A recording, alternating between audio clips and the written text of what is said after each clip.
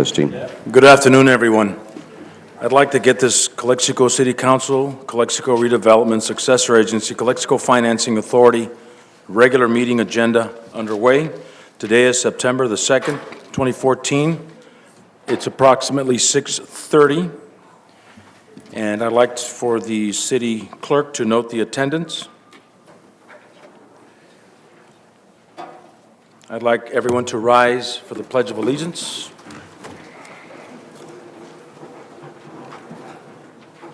Ready to begin? I pledge allegiance to the flag of the United States of America and to the republic for which it stands, one nation, under God, indivisible, with liberty and justice for all. God bless our country. Thank you.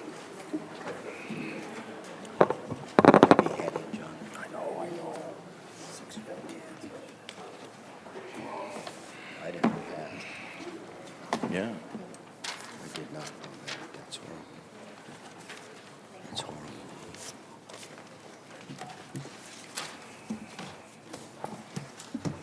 At this time, I'd like to entertain a motion for the approval of the agenda.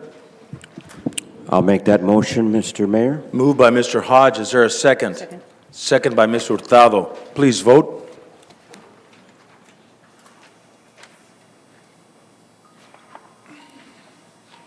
Motion carries 4 with Mr. Kim absent. 4 in favor with Mr. Kim absent. Announcements. These proceedings may be viewed on the City of Calexico website at www.calexico.ca.gov. And I want to remind everyone at this time that we are live streaming this meeting thanks to Ms. Norma Aguilar. Is that correct? And trying? Okay, so awards presentation. There was nothing in a closed session, so I'm moving on. Awards presentation, appointments, and proclamations. The City of Calexico proclamation for the Calexico celebration of Las Fiestas Patrias, celebration patriotic, El Grito de Independencia, September 14th, 2014. And I'd like to include our council members in the reading of the proclamation. I will start, and then I'll go to my immediate left with Mr. Hodge. Calexico celebration of Las Fiestas Patrias, El Grito de Independencia, September 14th, 2014.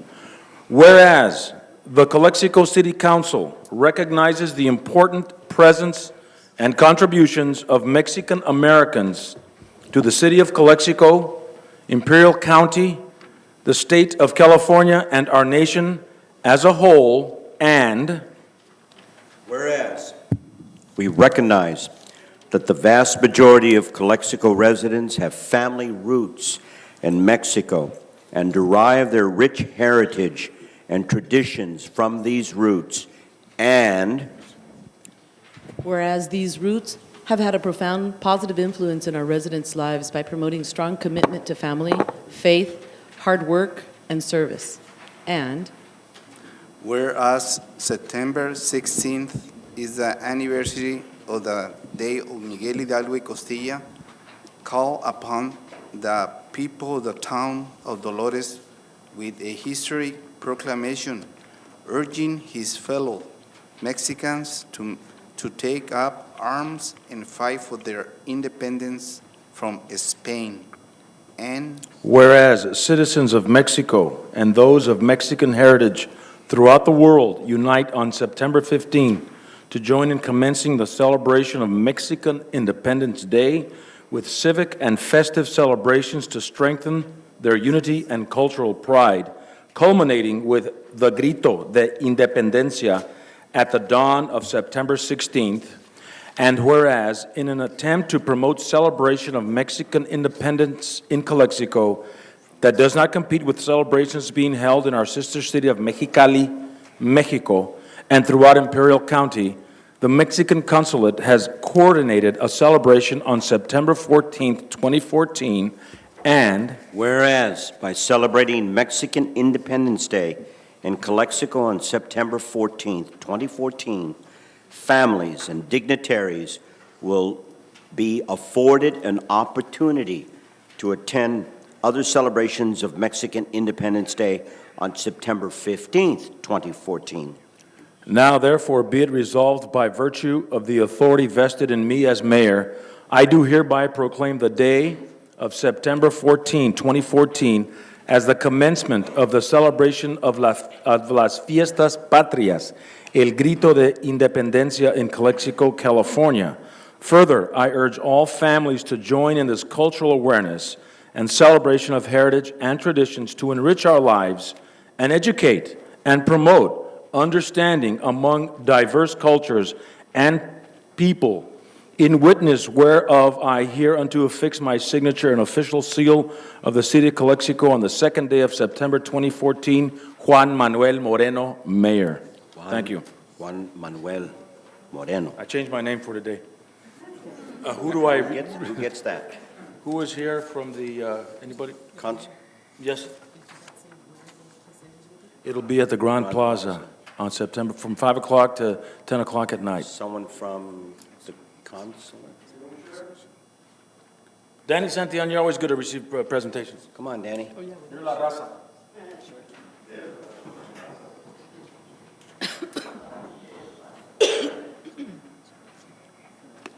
Danny's been a big advocate for Mexican Americans in our country, so I want to share it with him.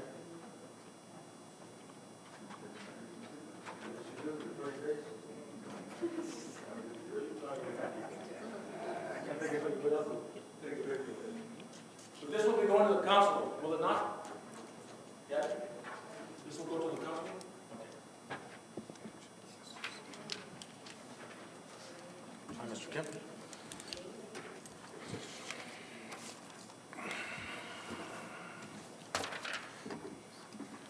And now we come to the portion of public comments. Please note Mr. Kim's arrival at 6:38. Public comments and public appearances. This is the time for the public to address the council on any item not appearing on the agenda that is within the subject matter jurisdiction of the City Council. The mayor will recognize you, and when you come to the microphone, please state your name and place of residence for the record. While members of the public are encouraged to participate, it is unlawful to disturb or delay the council meeting with personal or slanderous remarks. If the item you wish to comment on is a closed session item or a consent item, please comment now. The City Council is prohibited by state law from taking action or discussing items not included on the printed agenda. If the item you wish to comment on is on the public portion of the agenda, we will take your comment when we get to that item on the agenda. Please direct your questions and comments to the City Council. And I have several public comments that I will call up. And I will start with Carmen Durazo, and right behind Carmen will be Vincent Cuevas. So I will announce who's coming up to bat after the one that's batting. Who's on deck? Mr. Kim, could you please time? Carmen Durazo. I'm a resident of Calexico. I also am the president of the Calexico Arts Council, which is a nonprofit. Our job is to support the arts in Calexico. We have already contributed lighting and art installation to the Carmen Durazo Cultural Arts Center, as well as a stage, and most recently, a 25,000 baby grand piano. We plan to continue doing that in support of the arts, in support of the Arts Commission, in support of Sandra Toller, who's our Community Service Director, and mostly in support of the council, because you have always supported the arts. We are here today to invite you to a fundraiser we have been planning since May, and we've rented the Cultural Arts Center effective July the 5th. So the event will be October the 2nd from 6 to 9 p.m. We look for tickets to be available to the public at an affordable price. It's refreshments and hors d'oeuvres, $25 a person. It's about celebrating the piano at this time and music. I want to thank our Mayor, John Moreno, for volunteering to be our MC that evening. We appreciate your support. Freddie Lanusa will be performing with his Latin Jazz Trio. Roy Armenta and Natalie Lozano are opera singers that are from Calexico. as well as Kevin Kelly, the Executive Director of the Imperial Irrigation District, that will grace us with songs from the Great American Songbook. With this event, we hope to work on lighting and sound and many other things that are still available in that Cultural Arts Center. We're here to serve the people of Calexico. At the same time, we will be unveiling a donor wall. When we established the center in 2008, there were several businesses and individuals that donated, and we promised their name would be on the donor wall. My apologies for being ill and not being able to complete promises. They are going to be completed now. And anyone who would like to have a donor wall, some families are going to have their name up there. It's a way to have your name historically on a wall for the history of Calexico that your family has participated in. I have a letter for the council as well. We are a nonprofit. It is tax deductible. We will unveil those people, and those families will be invited that evening to participate, as well as anyone who wants to be in our artist wall. We talked about that before to you. So I would like to pass these out to you. Does the council have any questions at all? I know, Luis, you're invited. You're interested. You're a family. Yes. A plaque for your family on the donor wall, right? Yes. Thank you so Still- much. Thank you. So I have flyers here to pass for you, as well as the donor wall. And remember, we are a nonprofit since 2006, so everything is tax deductible, where everything is right with the IRS. People who are running for office or anyone else who would like to be a sponsor, sponsorships are $200. I want to thank Jennifer Lyon, our city manager, for a ruling in writing that as long as we rent the facility, meaning the Calexico Arts Council, it's fine to put political information up on the walls there. So I'm looking forward to meeting with all of you and doing this the right way, because Calexico is the best city in the Imperial Valley. Thank you. Thank you, former Councilwoman Hurtado. I said thank you, former current Councilwoman Hurtado. Durazo. I'm sorry. For both of you, I guess. God.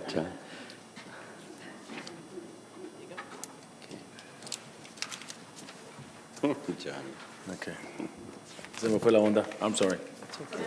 Got numbers in your head. I got lots of numbers. Mr. Cuevas, just a minute, Mr. Cuevas. We'll get to you. Okay, And after Mr. Cuevas will be Alberto Chavira.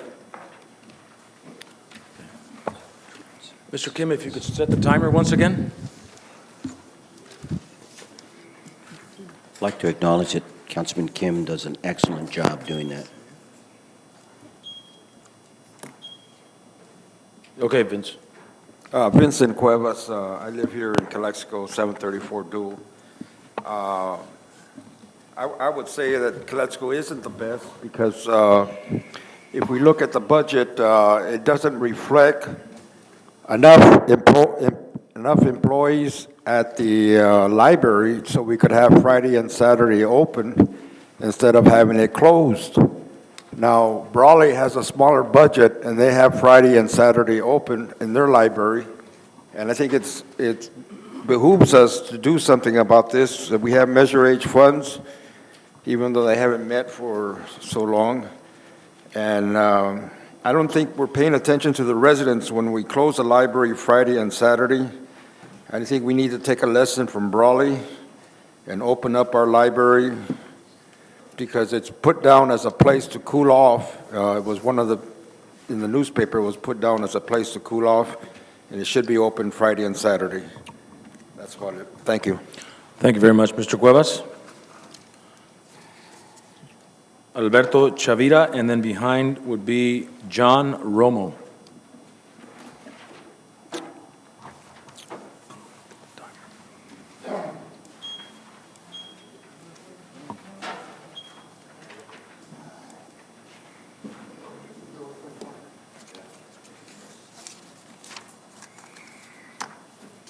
Bueno, Mr. Moreno, concilio, no fue eso nada como acordamos. No hicieron absolutamente nada, el señor aquí. Y al contrario de eso, no sé si puede hablar, pero vengo a tratar una injuria que la señora Terry me está echando por todo. Entra un city manager y va con mentiras, injurias contra mí. diciendo mentiras que me cosan, que yo lo tengo amenazado a un inspector y puras mentiras, que tiene un testigo falso. Yo le dije al señor que me está ayudando y dice que él conoce al testigo falso. ¿Cómo va a ser posible que la ciudad vaya a estar tolerando testigos falsos y amenazas? Me está injuriando que lo amenacé a alguien y pura, 100% mentira. La ciudad de Caléxico no puede estar tolerando esa clase de gente aquí, que se ande paseando de oficina en oficina. Entra un city manager como el otro que salió, Rodríguez, ahora entró otro. Sale a las 2 semanas, la señora vuelve con carga a calumniarme, difamarme. Le tienen que poner una taquilla a esta señora, porque yo sí tengo pruebas, en serio. Ellos pueden poner 10 testigos, pero yo sí tengo las pruebas 100%. Más que no tengo la oportunidad de hablar con el señor, con el New City Manager, para mostrarle las pruebas. No puede una persona estar trabajando así. Exijo que se le despida y se le haga una investigación exhaustiva, porque es inapta para mi ver, es inapta para ese puesto que ella, nomás se la pasa protegiendo a David Treviño. Oíme, ¿qué es eso? No salgo de allí, nomás si me tira con todo. No se puede, ni una ciudad puede soportar eso. O dígame, ¿en cuál otra ciudad hay uno que esté levantando testigos falsos? O levantando falsos testimonios. Se tiene que castigar eso. Yo tengo pruebas a morir. En su momento las voy a presentar. Por eso le pido que me ayuden. Mi casa sigue igual con las puertas y ustedes van a ver, la va a tener clavos. Así me la entregó la señora. Dice, le ayudamos mucho. No, yo no estoy diciendo que me ayude, yo le estoy diciendo que me haga cerrar mi mobile home, que en 3 años no ha podido. Las 2 puertas, la de atrás y la de enfrente, increíble, pero tiene clavos. Vaya a verla a lograr. Ahí le puse unos clavos, los hoyotes. Y el señor David Treviño va y mira un clavo donde venía la luz colgando, ¿verdad? Y se le queda viendo. Oye, pero si la puerta está llena de hoyos, ¿por qué no los mira? Una abertura que tiene la puerta que se mete todo a clase de moscas y estoy gastando más luz. El refrigerador está igual y la estufa está igual. Todas las puertas están igual, así como esta. Una cochinada de trabajo, cualquiera que lo va a mirar, oye, va a decir, ¿qué trabajo tan mal hecho? Es una cochinada, no se debía emplear, ¿verdad? Nomás sucio, pero eso sobrepasa todo. Ya se le puede cochinada, marranada, puerco, ¿verdad? Pero yo no, lo siento, porque trato nomás de usar las palabras adecuadas, ¿me entiendes? Ok. Gracias. Sí. No podemos comentar en esta situación ahorita, pero ya tomamos datos Que se lo agradezco. Okay, gracias. Go ahead and start and stop it again. Mr. Romo? And after Mr. Romo is Norma Aguilar. Good evening, members of the City Council and Ms. Lyons, City Manager, Minute Recorder. I don't really have much to say. I wasn't prepared. I've been out sick with the flu, and so I'm just going to state my point here. I don't want to be slanderous, but since it was a public meeting, the name came up with a presentation about the Housing Authority, which is Ms. Shannon Roberts. I know all about the housing authorities. I was appointed in 1990, and the housing authorities became chaotic in 2003, 2005, and 2006 with a lot of findings, so we corrected them. We were never asked to be removed from the Housing Authority Board. I went through appointments and reappointments and reappointments and reappointments, and I went through a lot of trainings. I met with high officials, you name it. What she stated is absolutely wrong. We were never asked to be removed. I mean, we were never removed. We were asked to step down, which is a very different. Now, because I know about housing authorities, I know directors, I know I know how to run that agency, period.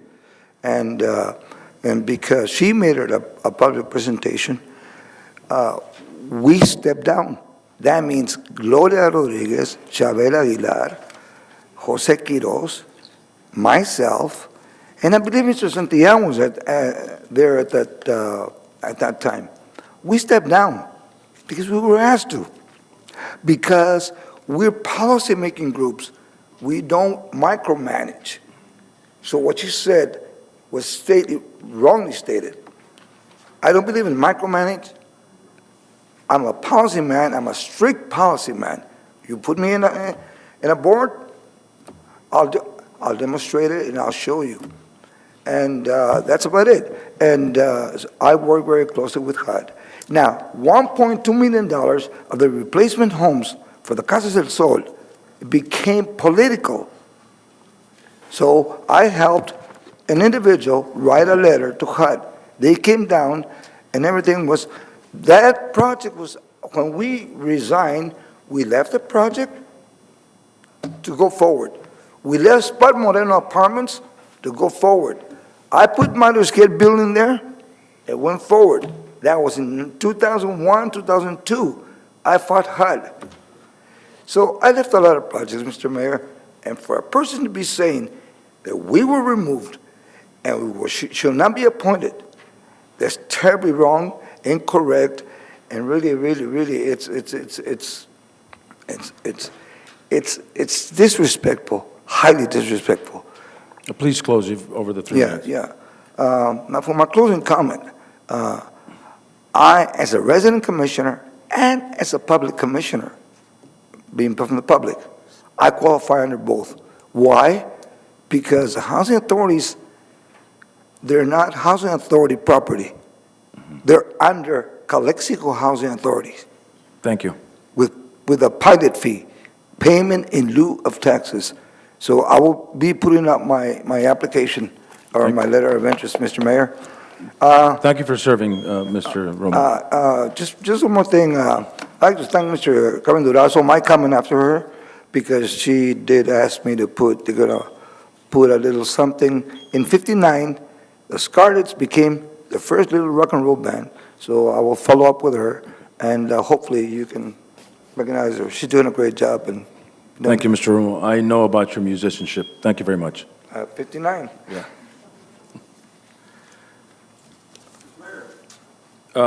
Yes. Please fill out a form and I will let you come up. Please fill out a form. We need you to fill out a form in the back. Si no añadan una forma para hablar. Right now I have Norma Aguilar.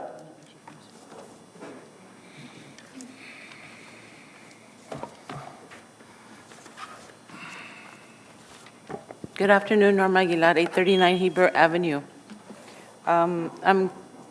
I'm here to make an observation. I did see the budget online, and then took particular attention in terms of the information that was there relating to the pool.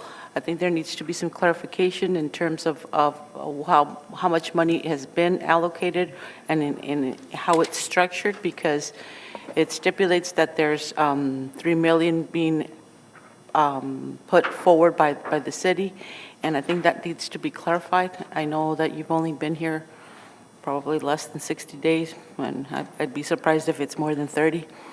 But, and that's where misunderstandings occur, and then rumors get started, and people start saying what this and that and so forth. In any case, there is some clarification that needs to go. I think in a portion of that $3 million was at one point some money that was requested of Measure H, a loan that was approached by both the city and the school district, and it was turned down.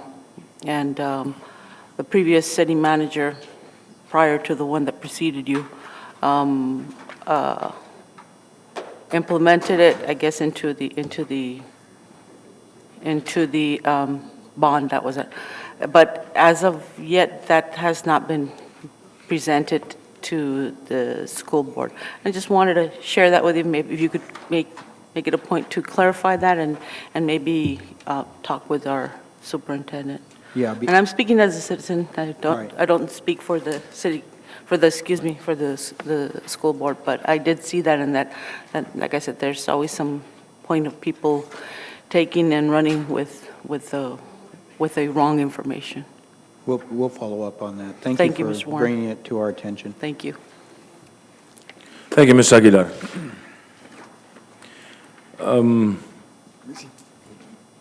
Chris Wong, and then we'll have Mr. Santillan.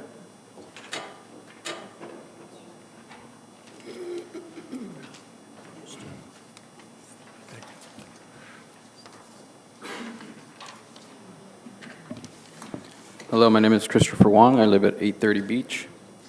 I'm here representing a group of people interested in organizing a public debate between any interested candidates for the District 1 Supervisors, Hefner Memorial Healthcare District, County Assessors, the City Council, and the School Board.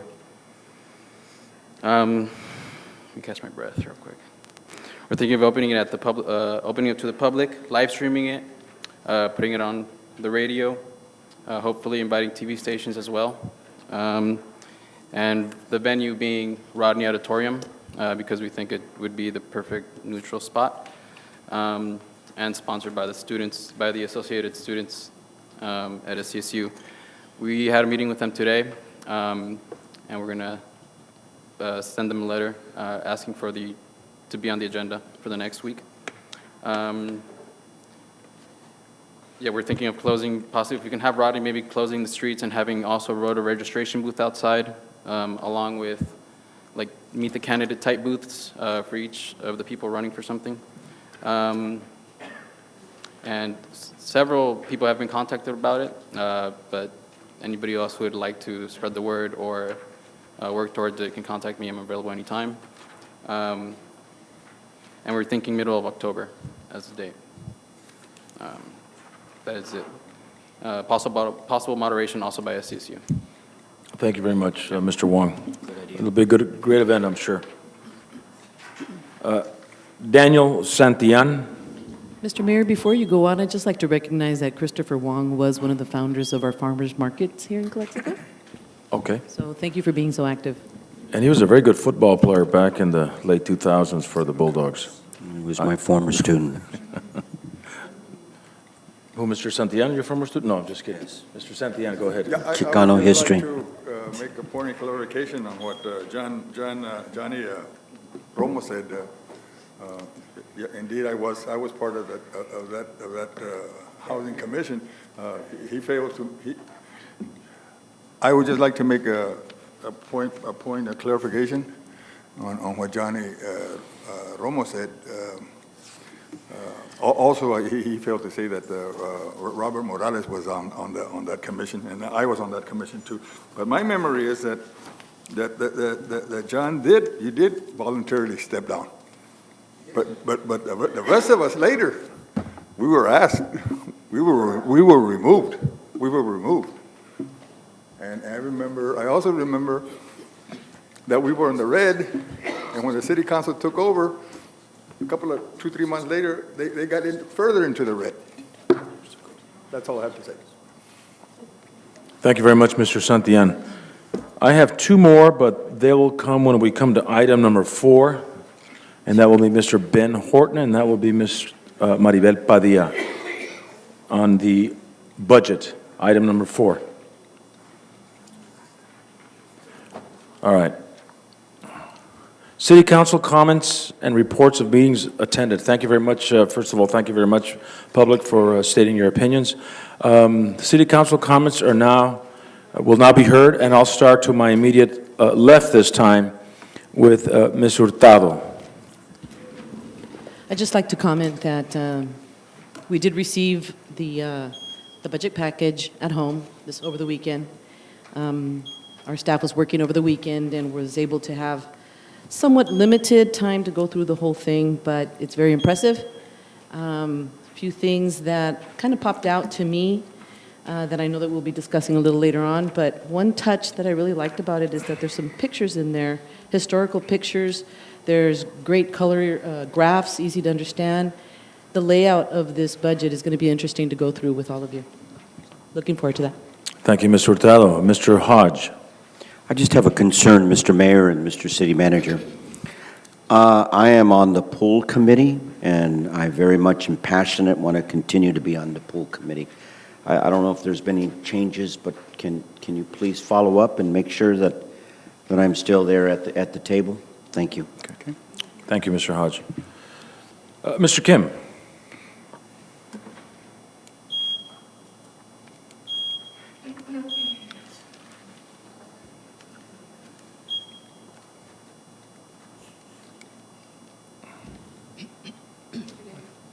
You can go. You're next. Oh, I thought you just time. Oh, I'm sorry. Mr. Kim, how are you? You just killed Mr. Kim, so I thought, I'm sorry, Mr. Kim. You can give your council comments at this time. okay, the one thing I have several days ago, I have experienced to fire truck passed me with the sirens, and I stopped it, of course. And I see our firemen to know how to drive through the traffic. I believe Imperial and the 98 highway, the northbound has been blocked by the traffic. They go to another lane to go to the right turn. I believe I'm proud we have a nice fire departments. And today we're going to discuss of the budget. I believe this one is the first step before we approving the budget. So I believe we're going to go to roughly about our budget, how we're going to do our situation. And more details probably I can go into the budget discussion. But I won't fail to my fiduciary duty about the sharing for our city for the next years. And someone said the teamwork. We even have a teamwork, the city council last over 20 years. They work smoothly. They always have a teamwork. But how they work the teamwork, they lead us right now. So I always saying there's two different teamworks. Teamwork for the good region, teamwork for the bad region. If they teamwork for the bad region, best one is narco traffics. They are even killing the people for their gaining. If they have a good teamwork, they become a police or DEA or enforcement for the public safety. So I wish our city council staying teamwork as a citizen's benefit. Thank you. Thank you, Mr. Kim. Mr. Castro? No comments. Thank you, Mr. Castro. I have a couple I'd like to share. I want to congratulate Armando Real for putting up the Calexico Boxing Academy a couple of Saturdays ago. A very good venue for our youth to learn about boxing and sportsmanship. So congratulations, Mr. Armando Real. Also, I went to a meeting with the animal shelter. So we went out and visited the animal shelter. We looked at some of the needs that we have out there, and I have spoken with Mr. Servin and also with, can't remember who else I spoke with. I'm looking forward to meeting some other people to see if we can get some heaters out there. It's a very nice animal shelter, by the way. I also met with the new River Executive Director who was hired within a couple of months ago, Araceli Saucedo. She'll be making a presentation to the board here, to our council at the next meeting. I want to apologize to Mr. Kim. I did miss a meeting with the Mexican consul, I think it was a Friday ago, and I'm glad he did show up. Hopefully we'll have to reschedule that meeting with the Mexican consul. I'd like to thank the Chamber of Commerce for their Back to Business mixer, which was held last Thursday. Very well attended by many movers and shakers throughout the community. And I'm looking forward to this Sunday, not this Sunday, the 14th, for the Fiestas Patrias in Calexico at the Grand Plaza outlet. And that's all I have. Our next item is consent calendar. All matters listed under the consent calendar are to be, oh, I'm sorry. I will defer. I always skip you, Mr. City Manager. It is your turn to comment now. I don't have any comments, Mayor, thank you. Thank you very much. All matters listed under the consent calendar are to be considered routine by the City Council, Calexico Community Redevelopment Agency, successor agency, or Calexico Financing Authority and will be enacted in one motion in the form listed. Any item may be removed from the consent calendar and considered separately by the council. There are two items, item 2 and 3. Would any council members like to pull an item? Seeing that there's none, there's a motion by Ms. Hurtado to approve items 2 and 3. Second. Seconded by Mr. Hodge. Please vote. Motion carries unanimously. Oh, I'm sorry, Mr. Kim voted against, opposed, so it's 4-1. Item number 4, discussion and potential action items. Everyone has been given, and there's some in the back, a proposed annual budget, and this will be a workshop. I want to remind everyone that we will not be taking action on this item, that we will be bringing it back in 2 weeks for possible action and discussion. And I will now defer to our city manager for the presentation. Thank you very much, Mayor and members of the City Council, members of the public, and thank you so much for taking time out of your busy schedule to participate with us as we talk about the fiscal year 2015 budget. Probably the most important decision that the City Council makes during the year is the adoption of the budget. And the budget, if properly done, is a policy document, it's a financial plan, it's a communications device, and it's an operation guides that leads us forward into the future and achieves the objectives and goals of the City Council, and we become, as a community, the city that we envision to become.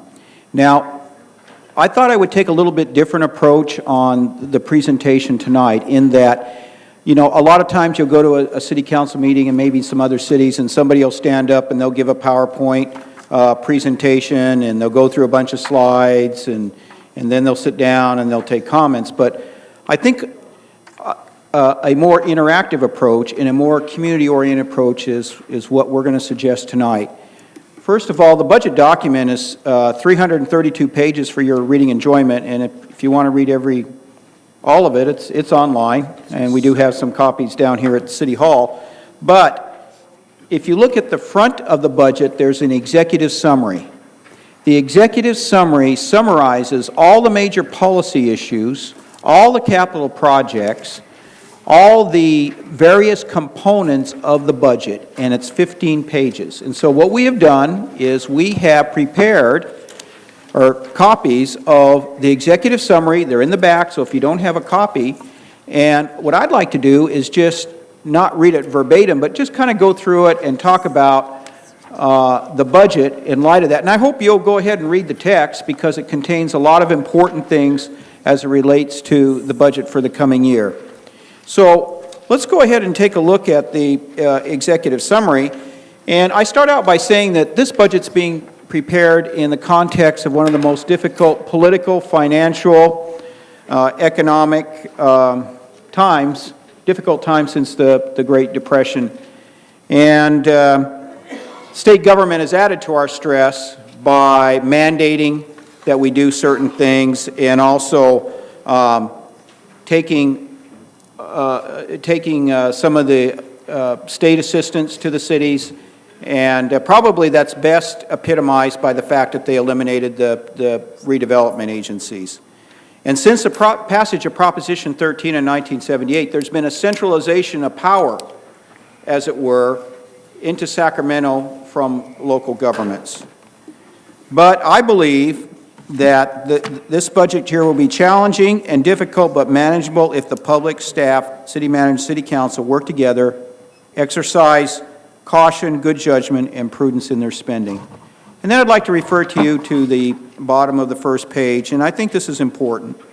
Calexico has a bright future and unlimited potential. The city is an ethnically and culturally rich and diverse community located on the border between California and Mexico. It can capitalize on trade, commerce, culture, and energy that comes from a unique status as an international gateway. The staff, city manager, city council are committed to a clean, attractive, safe community, to delivery of excellent municipal services, to high-quality facilities and infrastructure, and to the creation of a prosperous local economy, and to provide responsive, open, and transparent city government. And I believe that captures what the goals and objectives and what this council's trying to do, what we as staff are trying to do, and I believe that you as in the public are also trying to do the same thing. So let's talk about the budget itself. The budget is not just created out of nowhere. It is really as a result of or should be the result of a broader strategic planning, implementation, and evaluation decision-making cycle by which all administrative decisions and all legislative decisions are based upon and judged. And so in Section 1 of the budget document, we talk about this strategic planning, implementation, and evaluation cycle. One of the things the City Council has done is they've already approved a strategic planning process and a development of a strategic plan, and that will be part of what takes place this year. There are going to be 5 strategic priorities. They are land use development, economic development, infrastructure development, community services, and financial stability. Everything that the city is going to be involved in this coming year is based upon these 5 strategy areas, and that's how the budget is structured. As I said before, that the budget is a financial plan and operations guide, a policy document, and communication device, and it conforms to the highest standards, national budget standards published by the government finance officers of the Association of the United States and Canada. So let's talk about the general fund. If you look at page 5, we have a general fund, and it is balanced. It does not use reserves. And we have revenues and expenditures of $17,358,585. Because it is balanced, the fund balance, if you will, or you can call it reserves if you want, that's a term that's sometimes used, that remains unchanged at $6,922,694. If you go to page 6, you can see how the general fund, which is the general operations of the city, how it's broken down between city council, administration, police and fire, community service, engineering, and public works. Now, if we look at the spending across all accounting funds, and by the way, there are 32 major accounting funds, and a lot of people say, well, what's an accounting fund? Well, the best way to think about an accounting fund is to think about separate businesses. Okay? Each fund is like a separate business. It has its own set of revenues, and it has its own set of expenditures. It has its own set of assets, and its own set of liabilities. Okay, so when you think of the city budget, it's not like many businesses where they kind of put all the money in one bank account and they write checks on it. We actually are operating 32 major businesses in the city. Okay, so for example, we operate a water system. You turn on your water, so we have a water enterprise fund. We charge for the cost. We charge you a fee, and then we pay for the cost of the water, the operation of the system, capital improvements, okay? And so that is like a separate business. And we have the same with the sewer. We charge you for sewer. We operate the sewer system, the sewer treatment plant, and that particular fund has certain assets, has a sewer treatment plant, has certain liabilities. So whenever you think of the city government, think of 32 businesses that are being operated. Now, all the businesses are restricted except for one, and that's the general fund. And that's probably, not probably, is the most important fund in the city in terms of making sure that revenues equal expenditure. General fund money can be used for anything. But if we collect money for water, we can only use it for water. If we collect it for sewer, we can only use it for sewer.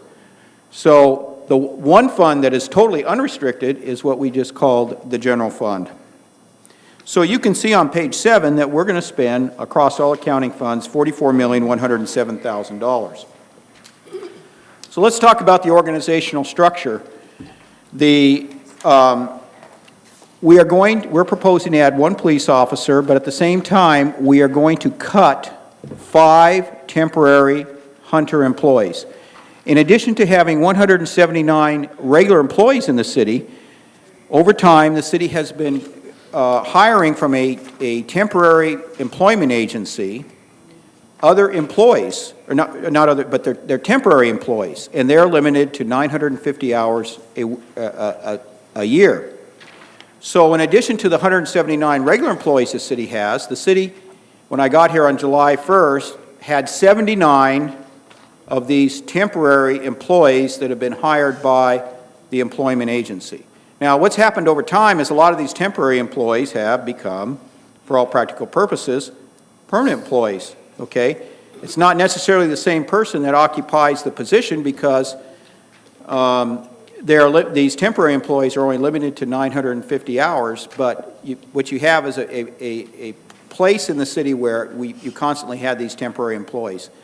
This budget cuts 5 of those temporary employees out of the budget. I had a police officer, cut 5. If you look in Section 2 of the budget document, we do have an organizational chart, and I did attach one to the summary that you have. And one of the things I've been trying to do is, we've had these mega departments, and so what I've tried to do is flatten out the city organization, make it flatter, have fewer middle managers, and more accountability by having a flatter organization as opposed to a more concentrated organization. Now, if you go down to personnel costs on page 8, we are going to spend $18,027,466 on personnel costs. And I've just got to tell you, there are cost pressures involved in the city budget. And let me just talk about a few of them. One is that the city employees, or the city belongs to the California Public Employees Retirement System. They recently changed the actuarial assumptions that they make on the longevity of how long a retiree is going to live. That is going to result in an increase for the public safety employees, police and fire, of approximately 9% over the next 5 years. And for miscellaneous employees, which is everybody else, it's an increase of 5%. So there's cost pressures as it relates to that. The other thing that's pushing up costs is the health insurance. The city is self-insured for the first $75,000 for employee health insurance. Now, we have a third-party administrator, but in order to cover those costs, the city is going to have to increase its health insurance contributions by 13.2% next year. So we will be paying $2,008,477. It is my opinion and our finance director's opinion that we are too small of an organization, and our workforce is too old to be self-insured. And so what we need to be doing is looking at another alternative to handle the employee health insurance. And so that will be one of our objectives in the coming year. The other thing that has occurred is several years ago, the city acquired a federal fund to fund 4 firefighter positions, and the federal funding for those 4 firefighter positions has ended, and so the general fund had to absorb another $170,940 last fiscal year, and will have to absorb $341,880 this fiscal year in order to continue to fund those firefighters. Liability insurance costs and workers' compensation insurance have gone through the roof. Since 2011, they've gone up 91% for workers' compensation, from $741,000 to $1.4 million. That's a 91% increase since 2011. And then our liability insurance during that same period of time has gone up from $702,000 to $1.2 million. So we are facing dramatic costs as it relates to our workers' comp. Today, we have 38 open workers' compensation cases. I mean, that is, I mean, it's astounding, really. So in response to that, what we have done is we have formed a workers' compensation management committee, and we're working through every single claim, and we are going to take action on every single one, either get people back to work, or if people cannot perform the essential functions of the job, we'll have to separate them. but we cannot have this level of workers' compensation claims. So anyway, that's kind of the general fund. Now, let me talk a little bit, let's shift gears here, and let's talk about capital projects, okay? If you look on your next page, page 10, there is a list of every single major capital project that the city is going or proposing to do next year. So let me just go down these and just kind of explain just really briefly what they are. The first one is to acquire land, design, and construct a new fire station. Now, the city issued Measure H bonds, and that was one of the projects listed in the official statement that the city would do with the bond money, and that was to build a fire station, and there was $7 million set aside in the bond to build a fire station. So that's in the budget and going forward. Items number 2 and 3 are park grants that come from the California Department of Housing and Community Development. These are grants that have been given to the city, and if you add the two together, it's about $426,000, and they will be used to improve the parks at Rockwood Plaza, and also Heber Park. The next issue is the swimming pool, and I know there's some issues that have risen relating to that, but let me just tell you what's been done in the past, and obviously some things have changed with the money that is coming from the state. But $2 million of your Measure H bond was set aside for the swimming pool, and then there was another $1 million that was either going to be a loan or contributed towards that. That formula, you know, there's some indications that that formula probably is outdated, and we can talk about what the school district has indicated that they're, at least at this time, prepared to contribute. We probably need to have some further discussions with them on that. Item number 5 is the recreation lights. This is Measure H money. It will put lights in one of the recreation fields to be chosen by the City Council next fiscal year. To put lights in a field, it's around $250,000 to $300,000, regardless of which field you pick, and so there is $300,000 for that. Then also the Measure H bond called for park construction and improvements, and so we're proposing that the $1,860,000 be used to begin construction of the Adrian Cordova Park, and there is a park concept plan in Figure 5 of page 11 that you have before you, and so we would move forward on that if approved by the City Council. Item number 6 is the runway repaving project at the airport. The city is receiving a $3,830,000 grant from the Federal Aviation Administration. The city has a 5% match. That comes to about $191,000. The city's match will come out of Measure D money, but that project will be done 95% by the federal government, 5% by the city. There's also an airport land swap involved with the Grand Plaza and the city, and potentially a land swap as it relates to the airport and the sewer treatment plant, so we put $10,000 in there for that. There's $100,000 in Measure H money for library repairs and improvements, $50,000 for senior hall repairs and improvements, $80,000 for Cultural Arts Center. There's $170,000 for City Hall and City Council Chamber improvements, and there's $204,869 for the fire truck lease payment. That's the final payment on a fire truck. This is Measure H money that would pay for that. There's a fire department equipment grant for $56,000 and $20,000 for police department building improvements and repairs. That's coming from impact fees, police impact fees. There's number 16 is park facilities repair and improvements. That's $536,000. That's Measure H money. Once again, we'll replace play structures, add swing sets, improve restrooms. In other words, it will upgrade the facilities in our particular park. We have police department capital expenditures of $112,000, and that does not include the asset forfeiture money. And the reason why the asset forfeiture money is not budgeted here is because federal regulations prohibit us from budgeting prior to receiving any money. So just be aware that there'll probably be asset forfeiture money, which will have to, at some future time, be allocated. We then go to items number 19 and 20. The city got 2 grants from Caltrans for 2 street sweepers.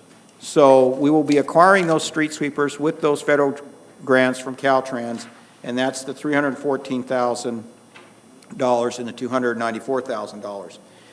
Now, the next is Measure D paving projects. These are the projects that will pave and rehabilitate city streets. If you look on Figure 6 of your document that you have in front of you, these are the streets that are slated to be paved or rehabilitated using Measure D money. In addition to the $2 million, we were going to have $445,000 in gas tax money. It's called highway users tax allocation. Okay, it's called HUTA, but anyway, it's basically gas tax. So the combined amount that will be put into street rehabilitation will be $2,445,000 because we will combine these 2 sources of funds. Project number 23 is the automated meter reading system. What we propose to do is end manual meter reading, that we will go and retrofit the city's meters with transmitters so that every hour the meter reading will be transmitted to a tower. The tower will then transmit the meter reading to the finance department, and so in real time we'll have meter readings. There'll be no more manual meter readings. There'll be no more misreads or any of those things. This particular project will cost about $2.5 million. Wow. Then we have a backhoe purchase that we shared. The cost will be shared between the water and sewer. Dump truck, a skid steer purchase we shared. Now, as most of you know, our wastewater treatment plant, we're under an obligation to make some repairs in order to avoid the fine, $3.8 million fine.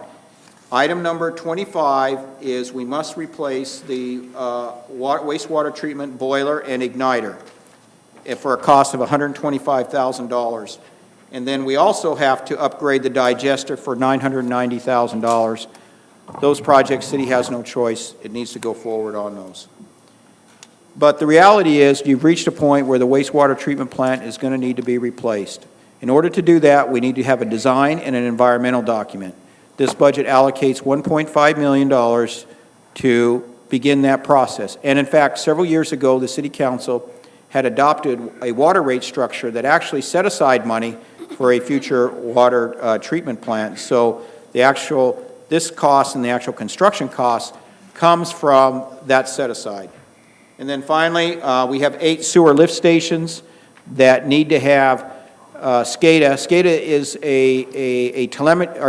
is a telemetry system that monitors a sewer lift station that over a wireless connection, an employee can monitor that lift station from anywhere in the city. We have 8 of them that still do not have SCADA on them.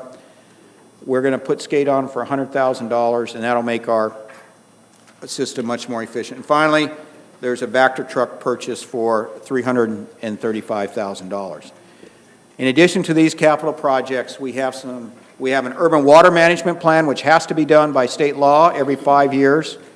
We're due for one now. That will cost us $75,000. That's what we put in the budget. We may be able to do it for cheaper. And then we also need a sewer system master plan. Your last one was done in 1991. We absolutely positively need to update that and have a new sewer master plan. And also a water system master plan. You had a draft done in 2003, but it was never adopted. Now, just in closing, a couple of things. Long-term debt. We propose that we're going to make $2.8 million in principal payments on the city's long-term debt and $3.1 million in interest payments. We are funding public safety. We continue our commitment to that. 67% of the general fund will go to police and fire.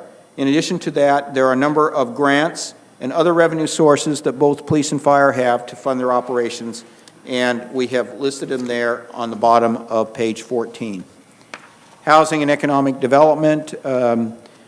We have numerous programs in that regard, and Terry Nava has just done an outstanding job acquiring state and federal money for the various housing, first-time homebuyer rehabilitation programs, trailer rehabilitation programs, and the list goes on. She's done a great job with that, and so we will continue those efforts. And then finally, we're proposing in the budget document a code of ethics that we should all adhere to. When I say we, I'm talking about city council, boards and commissions, staff, everybody else. We put one in there for your consideration. And also, we put an employee operating statement. You know, how employees deliver municipal services depends upon the philosophy and values that the employees have. And what we're doing with our employee operating statement is articulating those values and those and the philosophy that these employees ought to have, so as they conduct their affairs, as they interact with the public, that they're doing it in a manner that delivers high levels of municipal service in a very cost-effective way and a very customer service-oriented. And finally, let me just say this: the budget is a roadmap to make the community vision a reality. You know, if you have the true vision of what the budget should be, okay, it truly is a major policy document in terms of leading us forward into the future, and that's what we've tried to do here today. And as I close, I would just like to express my appreciation to everybody that had a part in preparing this budget document. It was a Herculean task. I'd like to thank John Quinn. He and I work closely. They're going to start talking about us, John. We just spent so much time together on this. Terry Nava, Nick Servine, Nick Finley, Erica LaCuesta, Sally Hernandez, Richard Reno, Gabriela Garcia, Liliana Falamir, and all the other people who contributed to the preparation of this budget document. So, having said that, we're here to listen to you as the public. We're here to listen to the council. We're here to take your guidance and then move forward in preparing the final document for adoption by the City Council. So with that, I'll turn the time back over to the Mayor. Thank you, Mr. City Manager. I will call for the public first to come up and state their comments. If you haven't filled out one of these forms, please do so. You may have a question regarding this item on our agenda. Remember, we are not going to take any action on this item. This will be discussion. We will provide direction to the city administration, and then we'll bring it back in 2 weeks for possible action and discussion. And I have Mr. Ben Horton, who's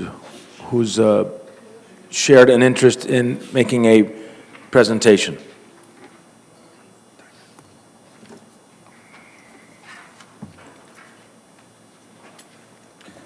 Thank you, Mr. Mayor. Distinguished members of the council. Distinguished members of the council. I'm going to say a couple of words. I'm going to say this is our budget. I have to say congratulations to the staff and the public. We have a budget. I don't know how many of you have listened to budgets before, but I consider this a living budget that can be adjusted and move on. And I use that word many times, move and adjust. And I'm going to say I'm amazed what they went through to put this through. Sometimes criticism, sometimes praise.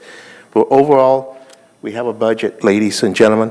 And I think this is a budget that the valley, if not the whole state, can look at and say this came from Calexico. This is something that Calexico can be extremely proud of. And we could say, as a family, this is Calexico. We are a family. We live together. Sometimes we have to disagree with each other, but we learn from each other. And we're making this into one of the greatest cities that you can ever live in because we're working together as a team. And that's the key word, as a team. And the best part, I like the word ethics at the end. This is something that we can live by, and you can tell a society by what kind of ethics they have and the working relationship that they have between each other. I commend the staff especially, and I say, great job. Thank you. Thank you, Mr. Horton. I have Ms. Padilla, Ms. Maribel Padilla, who would also like to make a presentation.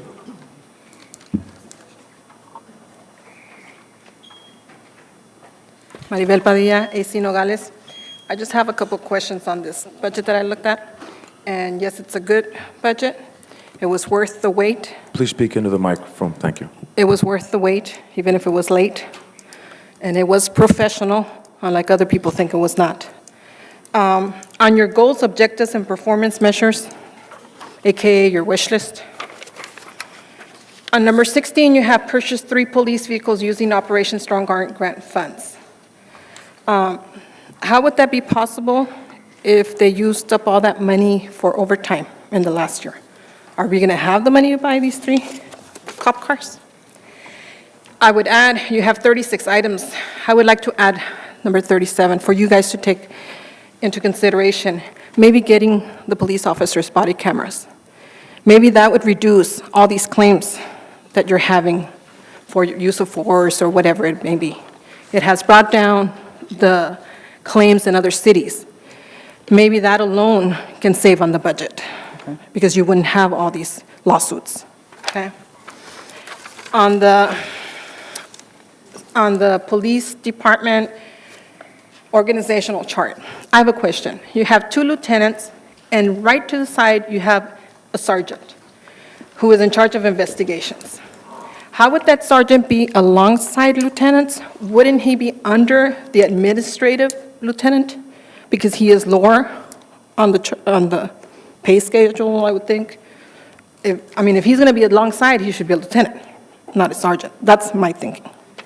So, and how is it that the sergeant is in charge of all the investigative stuff? Why don't we have an investigation from outside sources? How can your own people in the police department investigate your own things that are happening out there? So that might be something to look at. Another thing, I would really like Mr. Tavares, Chief Tavares, to explain to us how the Stone Garden works. Because he kept saying that the money, that $1 million that was coming out of Stone Garden, it was coming out of the 2 police officers that were never filled. You're saying in here you will fill one? Are we really going to fill that, or is he going to use that money again to use it for OT? So I would like a presentation from Mr. Tavares and no one else, the chief, not a sergeant, not a lieutenant, the chief, to come up here and explain to the public how this Stone Garden actually works. Because I'm not an accountant. I don't think anybody else here is an accountant, other than Mr. Quinn. So I don't understand it, so there's other people that don't understand it. So I would think, because he is the chief, he is the department head, it is in his best interest to maybe school us, the public, to actually understand how we're getting to these figures. That's what my concerns are. Thank you, Ms. Padilla. Well taken. Seeing that there are no more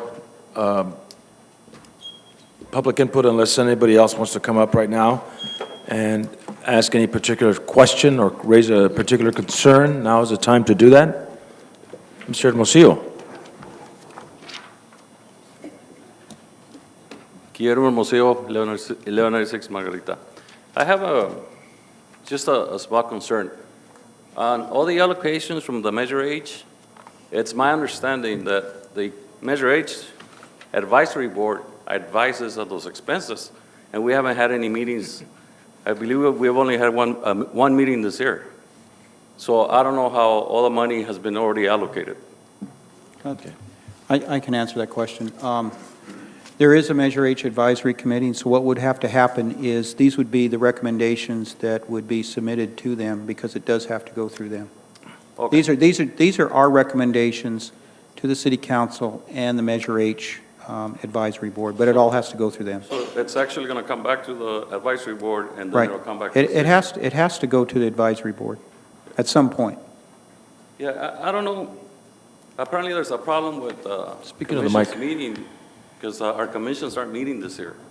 I belong to the Measures Commission, and there's another commissioner, our chair, sitting in the audience. And we really haven't met but once, I believe, Josie? Yeah. So that might be something to look at Okay. in the future. Thanks. Sure. Thank you, Mr. Hermosillo. Mr. Romo? Thank you, Mr. Mayor. John Romo, resident of City of Calexico. I think you did a wonderful job, city manager. Even though there's might be room for improvements, adjustments, Sure. and all that. I think we more or less have a kind of like a well-balanced budget, or at least I see it that way. There might be things that might be adjustments. I don't want to mention any names, I don't want to say anything, but when there's room for improvements later on, adjustments, I think that the council should look forward to it. But I do like it, even though there are some things. I heard a couple of questions, concerns, and I believe you answered them properly. Thank you. Thank you, Mr. Romo. Seeing that there is no more, Ms. Durazo?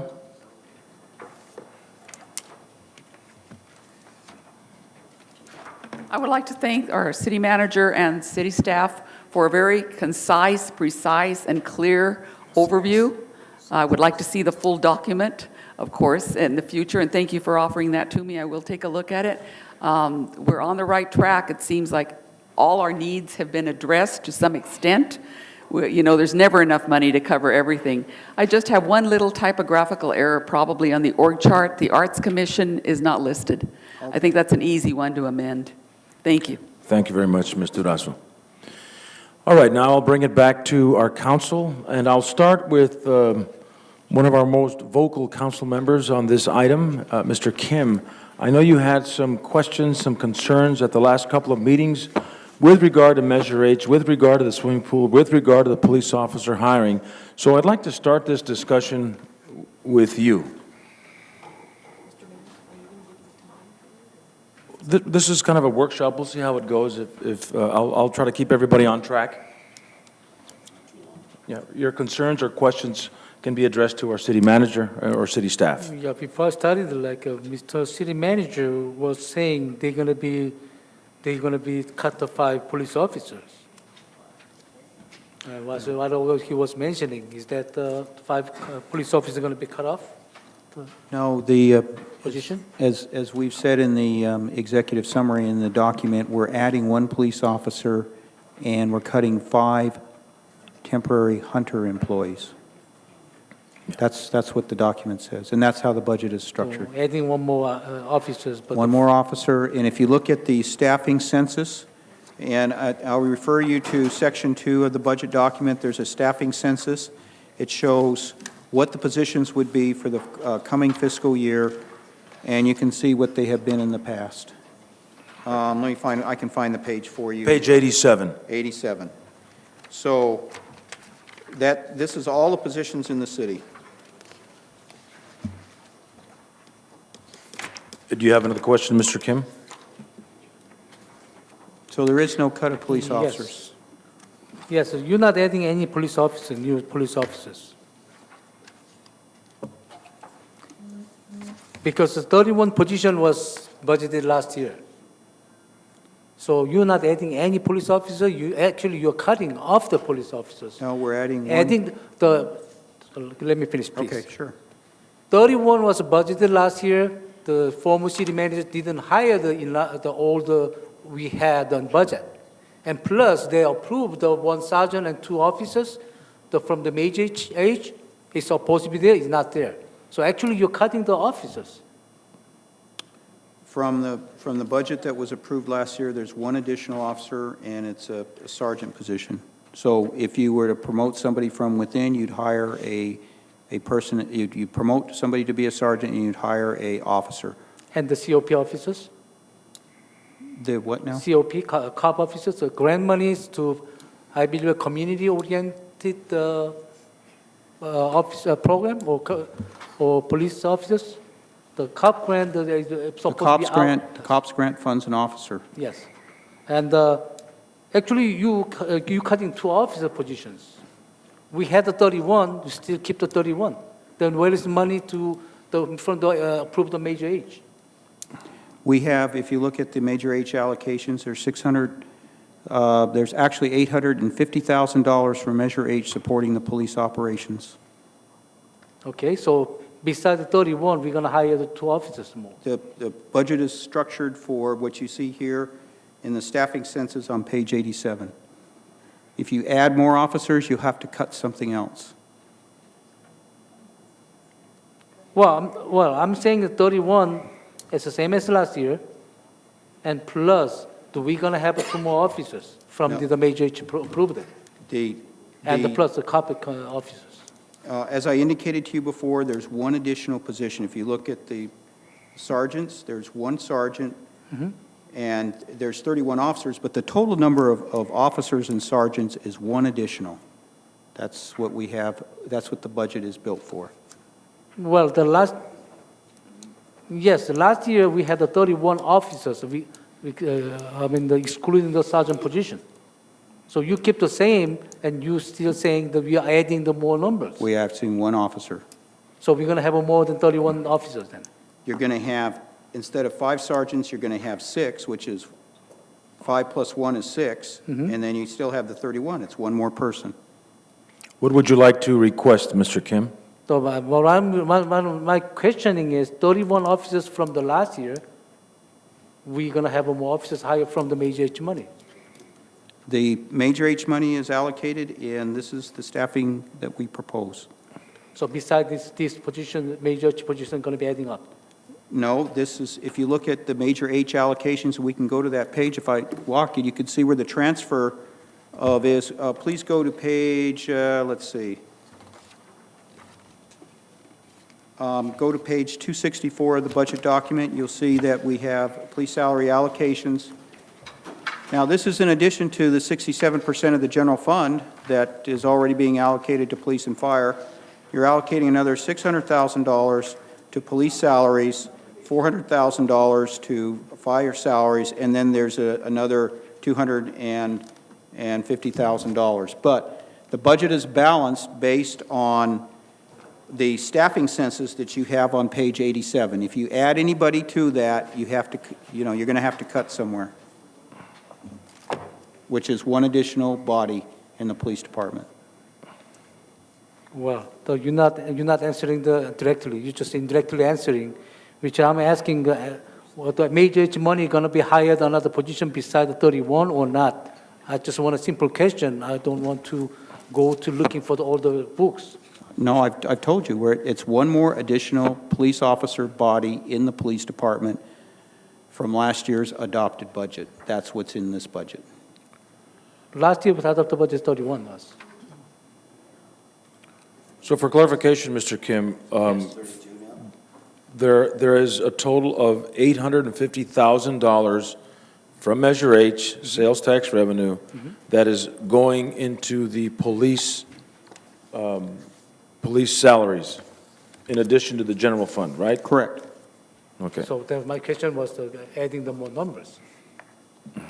Well, they're adding 1 officer. You're adding 1 officer. So if we add 2 officers, we're going to have to cut somewhere else. You have to cut somewhere else in order to balance the budget. Wait. So what you answering me is adding the 1 more officer more than the last year's position. Right. But last year was the position 31, so they're going to be 32. That's my question. Okay, well, you know what you could have done? You could have said, okay, we're going to have the same number of sergeants at 5 and have 32 officers, and it's still 1. But the bottom line is, it's 1 more public safety officer in the police department. So actually, she's not hiring the more officers, which is 31 is staying as he's was mentioning the 1 more sergeant. That's all he's mentioning about adding the officers. Right. We're adding 1 more sergeant. That's it.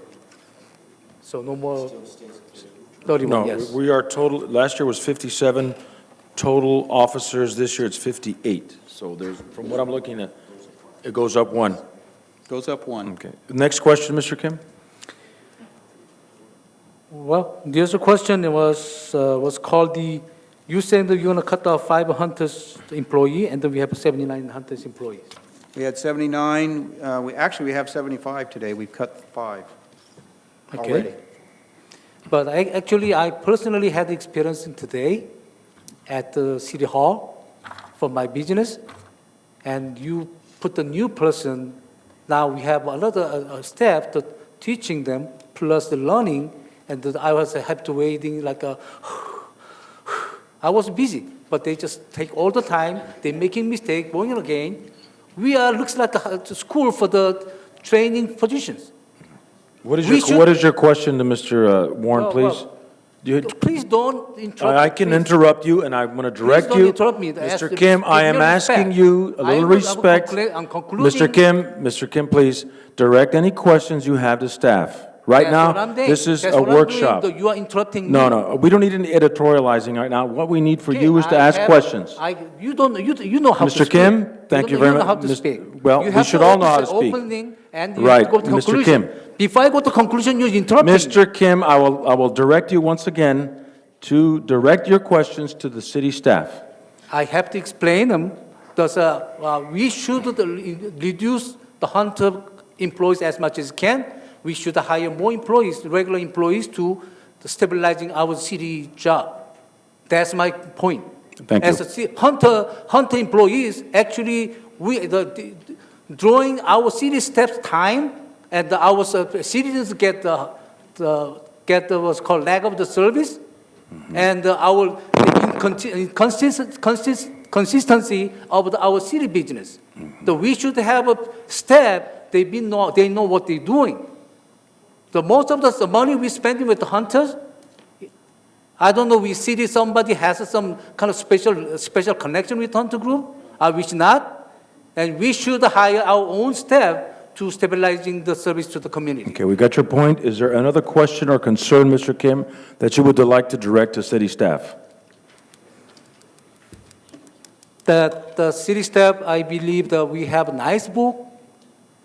The nice book. This nice book, if we don't have a backup about how we spent the last time, it's going to be the build the castle on the sandstones, on the sands. So I don't want to see this sand castles. We have to have time to look into the what we spend it, how we spent the last 2 years. We don't have anything there. Every department, how we spend it, we don't have it. What would you like to see, Mr. Kim? So we like to have the see Sandcastles. Well, I would point out, Mr. Hodge, you respect yourself. I'm sorry. Don't be clown. Thank you, Mr. Kim. I just Last heard year- Santa Claus. Last year, Mr. Hodge gave me 3 minutes only Mr. Kim, I'm giving you plenty of time. What would you like to see? for the budget. I'm glad to Mr. Moreno at least willing to work to have open hearings. This is, I think, is first we have a long years. Okay, That's it, we're supposed to do it, right. except he's interrupting me. Well, I'm trying to keep you on track, and I'm Yes, trying to keep but us all on I am- track. That is I'm my doing job, to to keep you on track. Like what you said, most vocal, I need to talk, and the first step, second step, third Right. step. What would you like to see, Mr. Kim? Well, I'd like to see our employees, hire more regular employees, cut them dramatically to necessity of the hunter groups. Okay, remove the temporary employees Yes, and hire Hire permanent. the permanent Okay. employees. That way stabilizing our city business. Take note of that, Mr. Hodge. Go ahead. And You had questions on the swimming pool at the last meeting. the swimming pool, I'm gonna go to after the major H bond issues together. And the swimming pool, I still believe that we can build the 2-3 swimming pool ourselves without the school district connection, and that we can do more faster. And school district, unfortunately, they don't have money, they were not gonna do it. Unfortunately, we're not gonna be able to see the swimming pool next year, because and also I believe the money from the state, they're gonna become next year's budget. So we're not gonna be able to do anything. If the people listens to me, we could have swimming pool 2011, not now. Woulda, coulda, shoulda, but anyway, is that any other concerns or questions you have for the city staff? I'm gonna rest right now to give the other council members to talk, and then I go next. Thank you for being so considerate. Mr. Hodge, I believe you had some questions at the last meeting that you would like to ask our city staff.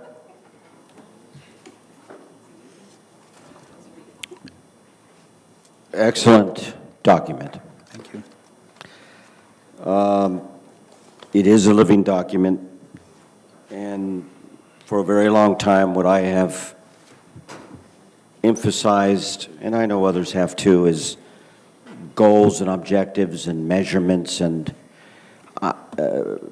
Mayor Moreno will understand that. We get that kind of mindset a lot from school. Right. And so I'm happy to see that we have that. Mr. Quinn, I commend you for all your hard work. It's an excellent job. And also Mr. Savine and everybody else that's worked on it. And it's very informative, extremely informative. This is a good document to study and restudy and know exactly what's going on. Now, the goals, the strategic goals, we're going to have a workshop, correct? We are going to have a strategic planning process where, obviously, the goals and objectives of the City Council will be discussed during that time, and they may be different from what you have here, or they may be modified. Okay. And so what's going to happen is when you have that, that's going to supersede whatever you have here. All right, that's or what I was concerned about. Right. I mean, I think these are good goals, but Right. I was thinking, hey, I don't recall ever us No, you having the didn't. meeting where we put the input, but I do understand the necessity to put something there. Correct. So it can be modified when we do have. Absolutely, and you're absolutely correct. And when we go, I'm sure when we go through the strategic planning process that things are going to change. Okay. May I, for clarification, or John, you can ask, I want to ask the chief, or maybe you can answer. Chief, how many, to be fully adequately staffed, how many men do you need? 6 more? Right now, we're running 27 to the 31 allocated this year and last year. When Mr. Gill was making reference when it was to the council. Mr. Chief Tabarez, could you come to the mic, please? Yeah, please, Chief. What Mr. Kim was making reference to was the council's approval. Yes. Of 2 positions through the Metro That's what I H wanna bring up. funding, and 1 approved through the COPS That's program, right. which we receive at $94,000, and the council approved for 1 more position, so that's been 3. Out of those 3, we're getting 1, so we're still pending to the Measure H and the COPS. Okay, so, City Attorney, what are any legal ramifications? Because at that particular time, this City Council unanimously voted for 2 more officers through Measure H, but that is not going to be respected or honored. Well,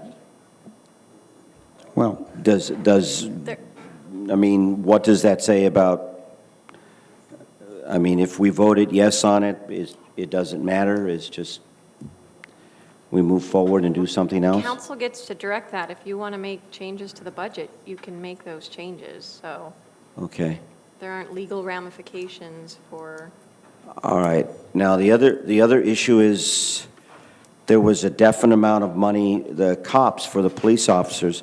City Manager Warren, where is that money, the cops? The police department is funded, 1 officer is funded by COPS.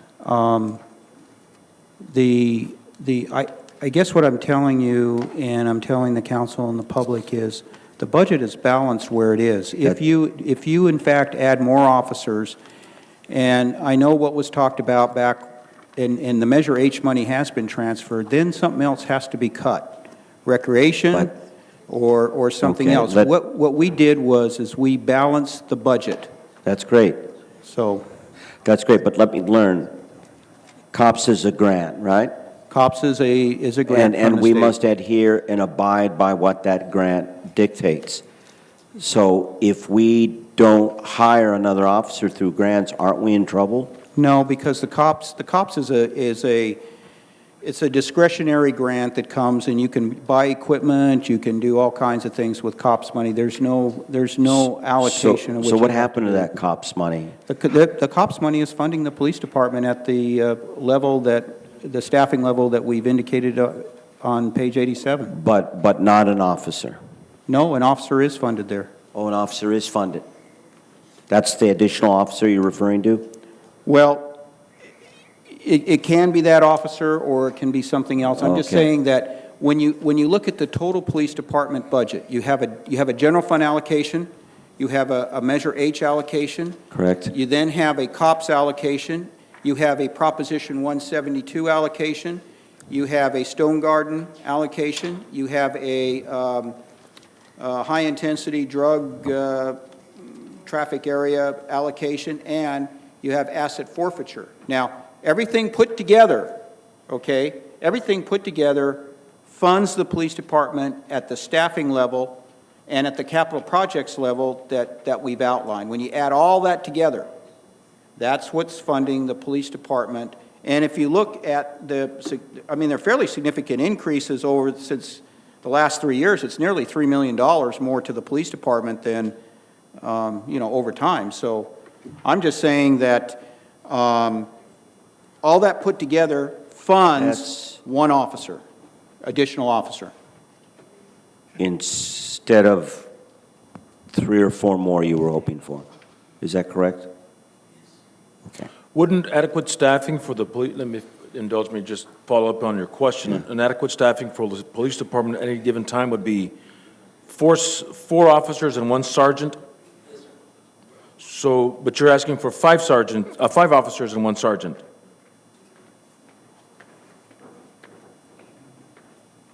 In order for you to maintain 4 officers and 1 sergeant, you have to bump it up at least 1 to make do for the unpredictable benefits, which happens. Right now we have 3 officers on family leave. You have other people in sick. So that's why the additional, if you only carry 4 and 1 officers, these 4 officers are taking 4 hours overtime as it is pay period.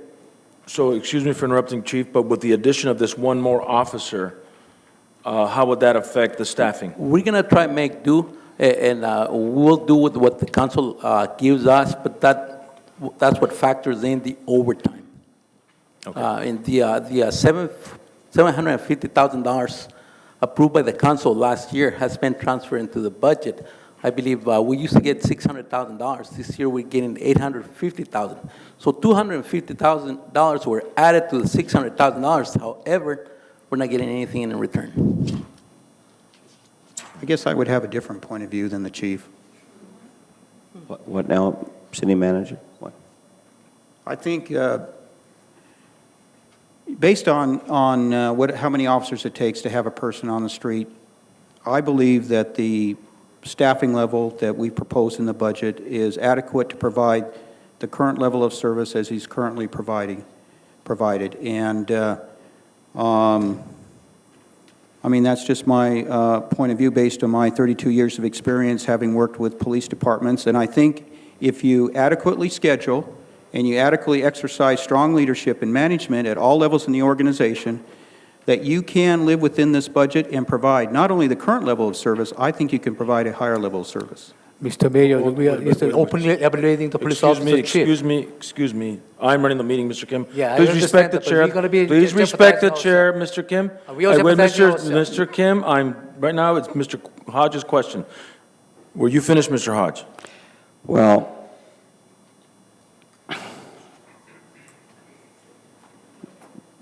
the truth has come out, and I respect, Mr. Warren, your feelings about what it takes for adequate staff, and that has been the biggest contention.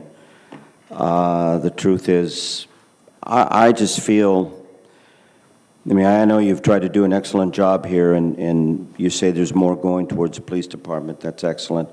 But the key is more police officers, and I'll just keep saying it. I think there has been an injustice towards our police department in the last year. Well,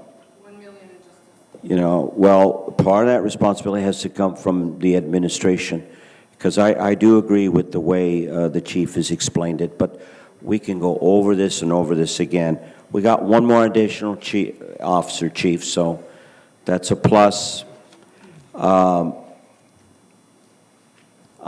think that I don't think anybody at this point in time has a right to criticize you about your mismanagement, because you haven't been properly given the resources to whether approve or not.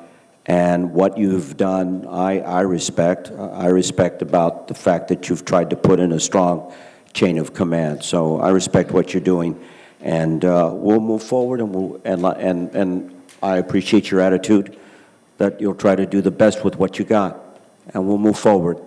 And Chief, you know that overtime is extremely important. So I'm open to help. We're all open to help to try to keep that overtime down. But I think you haven't been given an adequate chance to prove yourself one way or the other. I think it's been an injustice towards the police department for the last year, but I will continue to support you until otherwise. All right, thank you. Thank you, Mr. Hodge. I open it now to Mr. Castro or Ms. Hurtado. Who wants to go next? Does it matter? Okay, Ms. Hurtado, go ahead. I'm semi-prepared. Okay, where do we start? I can talk a lot about many different things that I noticed that were very helpful in the document, and I failed to also mention that this document highlights. It already is a printed document with highlighting already included, where the important points that a reader may want to focus on will help to be directed to the right areas. So I thought that was a really interesting touch. When I heard right now, we were talking about where did we get the goals and objectives, but I remember City Manager, I believe it was you, that sent to us, if not, it was Mr. Takata, that sent to us a summary of the team building efforts that we had. Do you remember that, Mr. Mayor? With Dr. Bill. Was that you? Yeah, I Okay. sent it right when I got here. I'm sorry? I sent it to you right after I got here. Right, You I asked for remember it. you sent Yeah. sent that early on to us. So that report that you had given to us was through a team building effort that we had participated in. I think it was February of 2013. Correct. So is that what you drafted the goals and objectives from that I did- team building? I did look it over. I also looked over, floating around the office were some goals and objectives from previous years. And then I also talked to staff. I've listened to the public. I certainly don't think that the goals and objectives here are all encompassing. There's probably things that should be added, maybe some things that should be deleted. It's kind of our first stab. If the council feels like we should add some goals, we're more than open, to your suggestions in that regard. Thank you. The other very important item that I want to thank you, and I know that parks and green areas for the city of Calexico has been something of quite a bit of concern throughout the city and on the city council, and quite enthusiastic concern. And I remember towards the end of maybe April, we were talking about increasing the budget, and you have done so. Correct. So I very much appreciate that, because that is something that all of us want, but without the money, then we couldn't do that. So we are now finally putting our money where our mouth is on That's parks. correct. The operation budget has gone up 120% to $550,000 because, and that, when we say the operation budget, that's to take care of watering and fertilizing and aerating and fixing the sprinkler systems and the general maintenance. And then on top of that, if you look at the capital plan, you have the grant for $426,000 plus $536,000 from Measure H. So we're putting in just under $1 million in play structures, swing sets, upgrading facilities. And so I really believe, and every one of the council members have talked to me about the parks and what needs to be done, and I got the message. I really believe that you're going to see a transformation in the parks in the next 12 months. You will not even recognize the parks because of the improvements in the equipment and in the capital purchases that will be done, as well as the increased maintenance, so that we really truly do have beautiful parks. Thank you. The other item is the swimming pool project.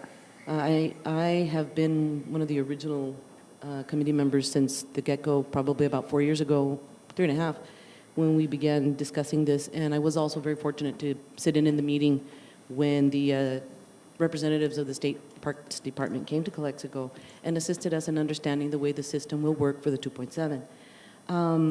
And actually, it is not an item that needs to be budgeted for the future. It is actually, what they referred to it was as if we had won the lottery. Yeah. So actually, I'm gonna explain it very in simple ways that we will, whoever, the school district, the city spends the money on certain needs for the project, and it will be a reimbursement circumstances. So it will be about submitting the documentation showing that there was an expense that already occurred, and turnaround time was supposed to be pretty quick. I believe it was about a month, month and a half turnaround.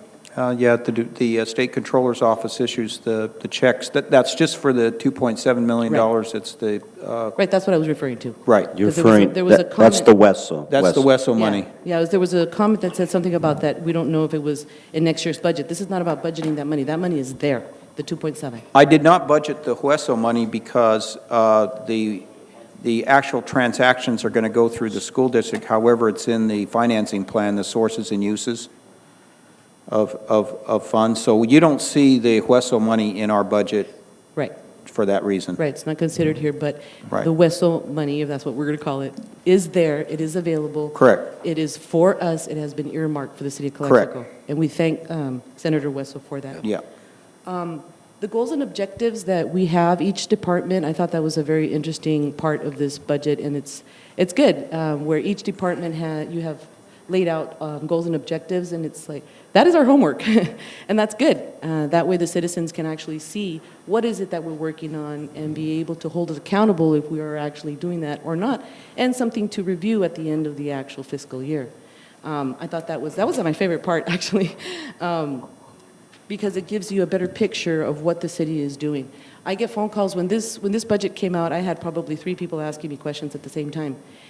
There's a lot of interest out there in the city of Calexico about many different issues that occur in our budget, and it's just a lot of questions, and this answers a lot of those questions for a lot of those people that called me last night. So it's not necessarily self-explanatory, but it's a document you can research on your own and find that information on your own. With regard to the content itself of the budgets themselves, many people were interested in knowing if you were going to be touching reserves in this budget, which you did not. No general And it fund was reserves. kind of hard to understand how we were budgeting given the extraordinary expenses that we had last year. And I believe that basically what it is just taking care of that overtime. And that those expenses that have not been under control would help this budget to actually succeed in what it is that we're trying to do. The budget itself is very similar into what we spent and how we spent it, even though you tweaked it in many different areas compared to last fiscal budget. So I see our picture very similar, other than growing our monies, directing towards parks, and trying to reduce that overtime problem. I see those two as major differences this time.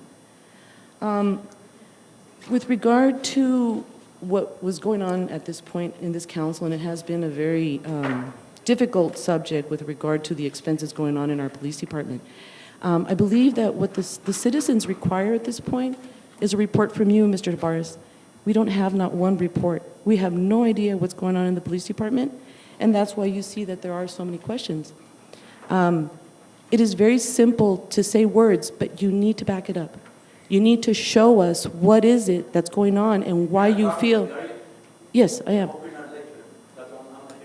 Sir, I am just saying what as a council member, what it is that we have been asking for is a report to understand what is it that is actually happening in the police department, and to understand and support the fact that we're looking at very heavy expenses, and there's a lot of stuff in the news. There's certain statistics coming from the DA's office, and something doesn't jive.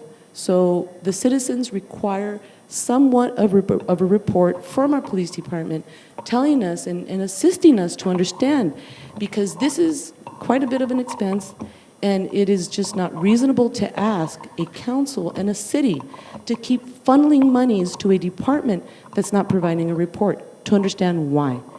We are not talking about increasing our budget here or having gone beyond our budget last year by $30,000, $500,000. This was $1 million. $1 million could have paid for a lot of parks, a swimming pool, many different programs in the city of Calexico.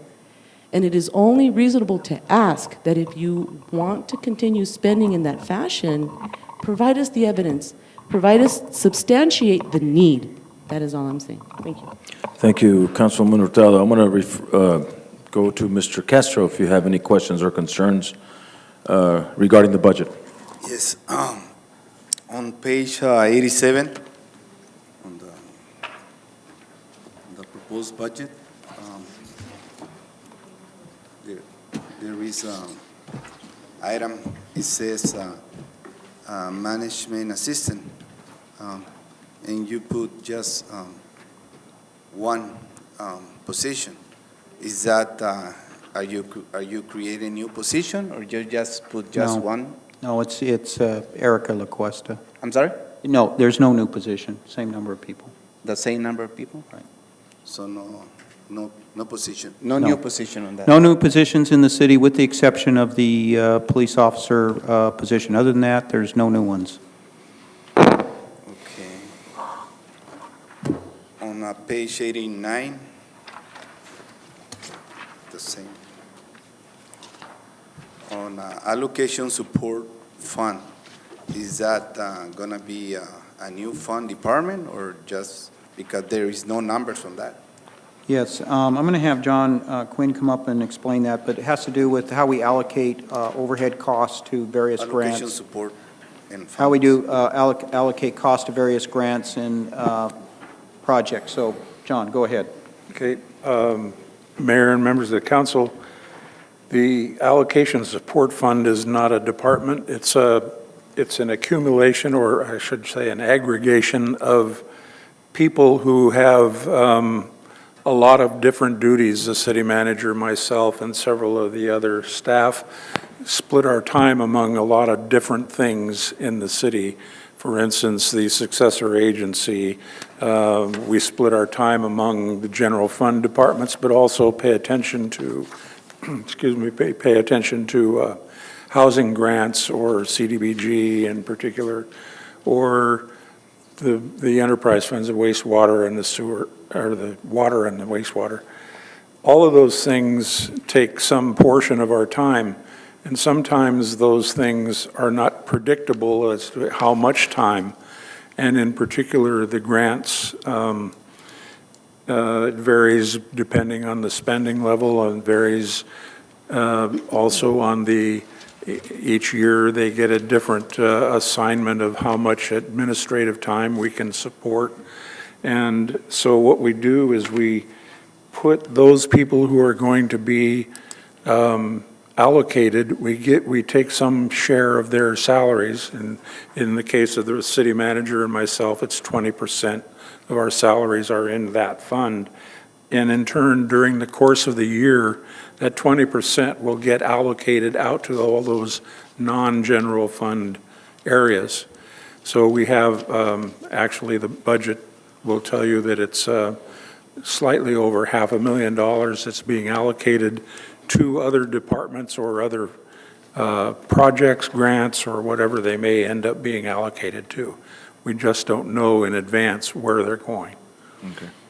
Okay, on the adopted budget 2010-11, 2010, 2011-12, 2011-12-13, 2013-14, and 2014-15, there's no numbers on those. We didn't have that arrangement in the prior years. This is something we've done when we, last year actually was the first year we started using it mid-year, when we were starting to make the changes in the accounting system. And that's one of the major changes we made. And this is the first full year where we've had a real allocation system. So this is the first budget that we Well, we did do some last year, but this year is our first year where we've actually used it entirely. On page 150, thank you, Mr. Green. In page 154, on the same proposed budget, on the budget on 2013, 2014, there is no number on that. How come? How can you, Mr. Quinn and Mr. Richard, work on this budget without revenues, without expenses on the 2013, 2014 budget? How can you guys work on that? On page 154? 154, yes. Okay. Because there is no numbers on that. You want to explain that one? Or I can- Either one of us can explain that one. We aren't attempting to show the revenues and expenditures on this particular chart. We're just showing you the fund balance at the beginning of the year, the change, plus or minus, over the revenues over expenditures, and the ending fund balance. That gives you a brief and concise way of seeing the overall difference in how much money you actually spent or increased your worth, if you will, in the fund balance. On the budget, proposed budget for 2013, 2014, the expense, do you know what the expense was? Well, that's in the detailed expenditures by department. You can see the revenue and expenditures. In which page? In Well, which it's page? throughout the document, in each department. But you never add 13, or? year 13, 14, 11, 12, 12, 13, they're all in the revenue and expenditure sheets Not for on each this document. page. Not on this page. No, what this shows, maybe I can help here. Remember how we said in the general fund that revenues equaled expenditures and there was no money coming out of fund balance? Remember, we talked about that? Okay, look at the first line on the chart on page 154. We said to you that there would be no change in the fund balance of $6,922,694. The reason why that's zero and there's no is because it's balanced. So you start out with a fund balance of 6.9 million, and you're going to end the year with a fund balance of 6.9 million. So this is a table that shows what the net impact is on the various accounting funds as a result of operations, either operating expenses or capital expenses, and how you end the year in the various accounting funds. Okay, on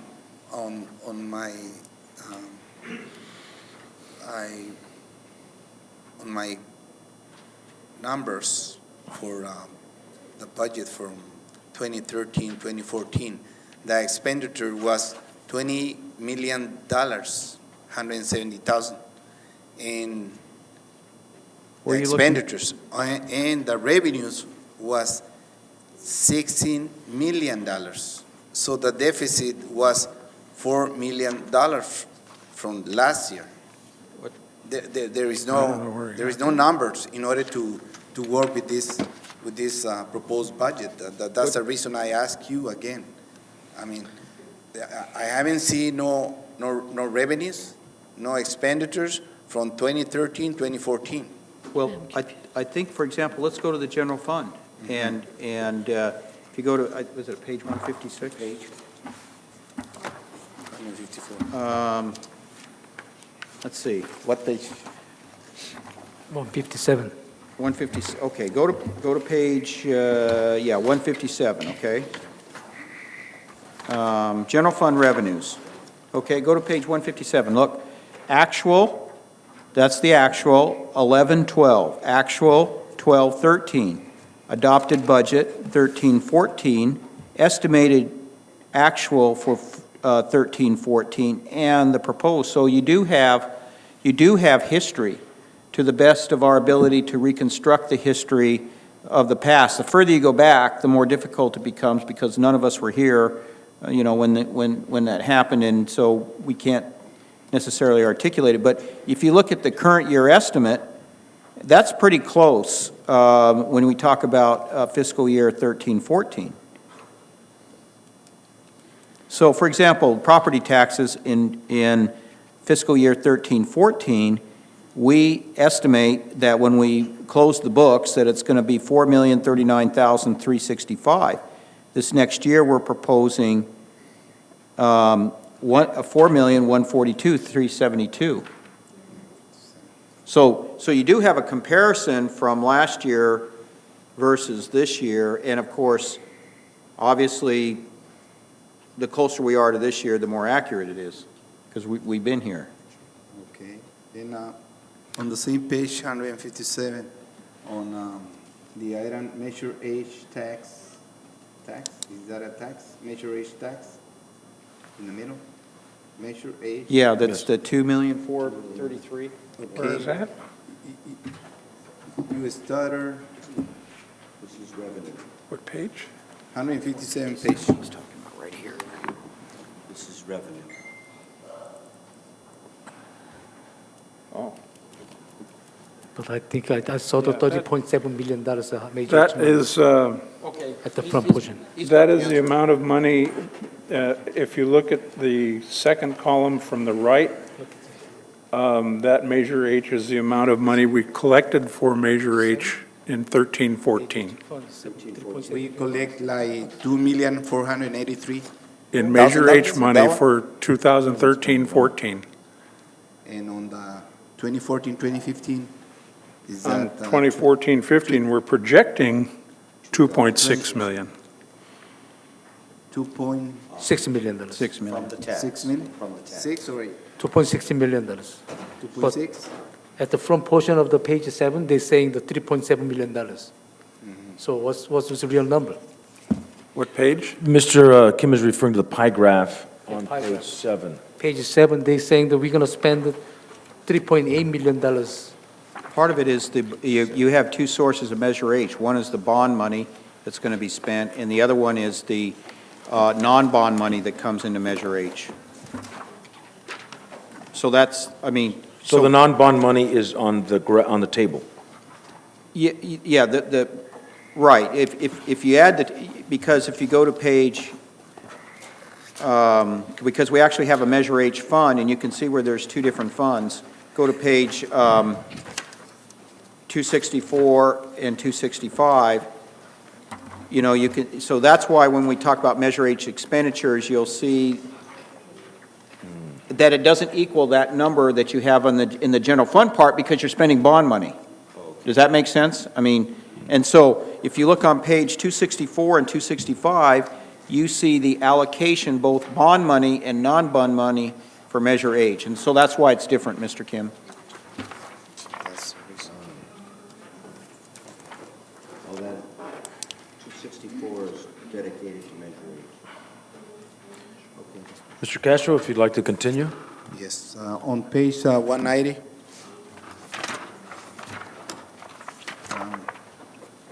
On item 35, on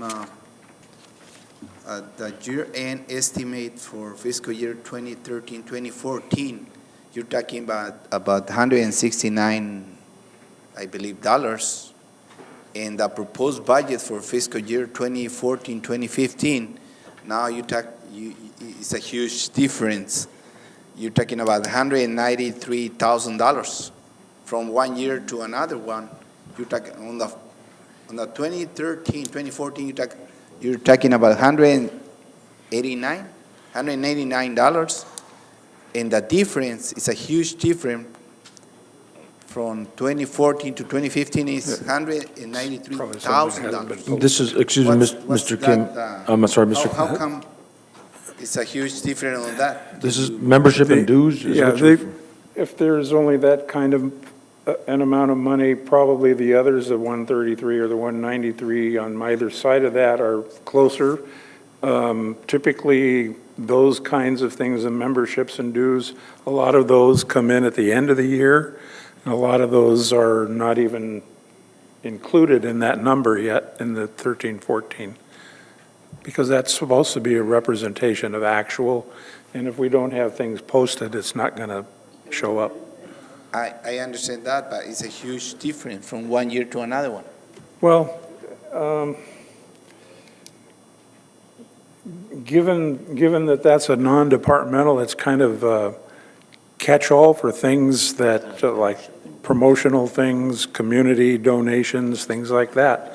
And they're very unpredictable, and sometimes they can not be there. But you talk about dollars, and then you change the number to million, I mean, not million, thousands, 193,000. That's my Well, ordinarily, concern. we would expect it to be at that level. That's, From one year to another one, right?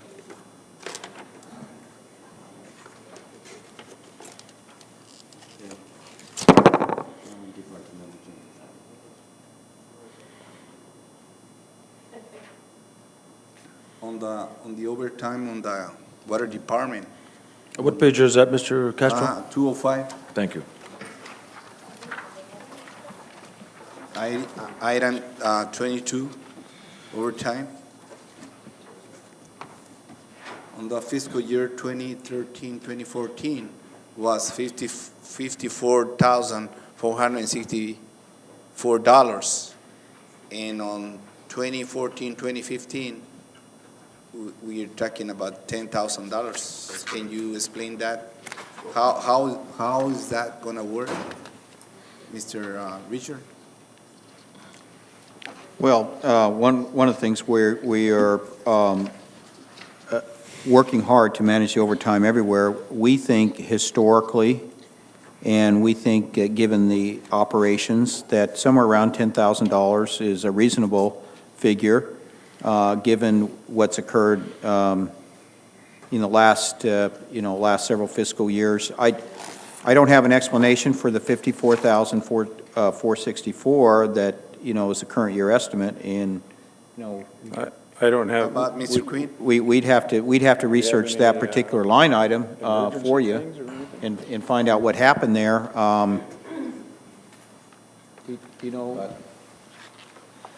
Part of it can be explained because we had a lot of freak storms. We had wind and we had rain, excessive amounts, and so there was a lot of work during the weekends, at night, and couple that with some major breakages on some water lines and sewer lines. So, unfortunately, that's unpredictable. So most likely, every year is almost the same, right? Well, you can see it from the previous years. You look at the other columns, and they seem to be consistent. 7,000, 8,000, et Yeah, cetera. it's just like we're experiencing a drought right now. California doesn't Hold on, let me finish it. plans for it, but, this is a fluke. Okay, on page 209, 209. item number 22, overtime for water operations. What number was What- that? what- 22 overtime. 22? Yes. On the fiscal year 2013 was $228,000. And for this 2014, 2015 is going to be 5,000. How can, Mr. Servin, how can you explain that? How's that going to? It's a huge change. I mean, we're talking about, Page we're talking about. 209. You're talking about. Yeah, what are you going to do to make that happen? 2,000, $220,000. $220,000. It's a huge difference from one year to another one. That's my point. This is Can someone explain that to me? line 22, Oh, okay. page 209, Water Operations Water Fund. I mean, it's a huge difference too. I believe that's a mistake. Is that an error? More than $5,000. I don't know. Yeah. There is a number. It probably is a mistake. Another mistake. I was hoping that's true. So that means it's all. Hold on. Staff is talking. Go ahead, staff. It's in there at $5,000. This is an enterprise fund. Most likely, it'll go well over that, and I haven't seen a budget yet where you haven't had items that went over. This is something we can correct before we bring it back for adoption. Okay. Well, we can do an analysis of the water operations over time. On the 2013, 2014 budget was $228,000. And for the next budget is going to be $5,000. That's a huge difference. Well, again, that $5,000 is probably a mistake. The $228,000 could be something that happened in the consolidation. We did do some consolidations, And it also could be that there was, just as the earlier one, could be that there are some items where we did incur some significant overtime. Right, but that's, And that's precisely why we're here, Mr. Castro, is to catch these items and bring it to the attention of staff. It's always good to have another pair of eyes. And this is not intentional. This is possibly an oversight.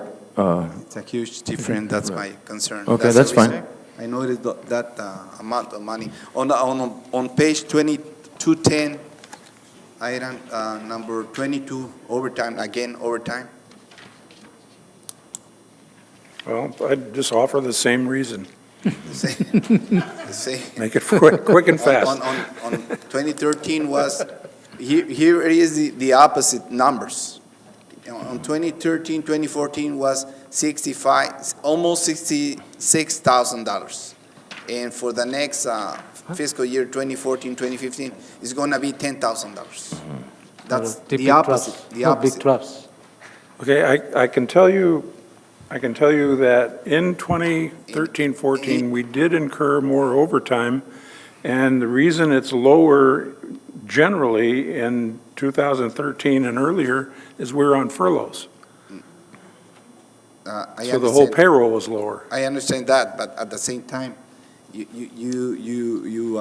contradict yourself from one year to another one. And we are here with the water department operations. I mean, there is so many mistakes on that department. Okay, point is well taken. Continue, Mr. Castro, if you have another question. Yes, on page 237. 237? Yes. Okay. On item number 21, salary and wages. 37? Yeah, page 237. 237, page. Line item 21. Item 21.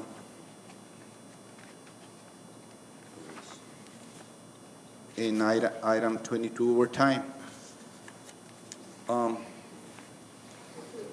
How can you justify, supposedly, or probably you're right, there is $1 million overtime, and how can you justify on the 2014, 2015, you are going to reduce to $275,000.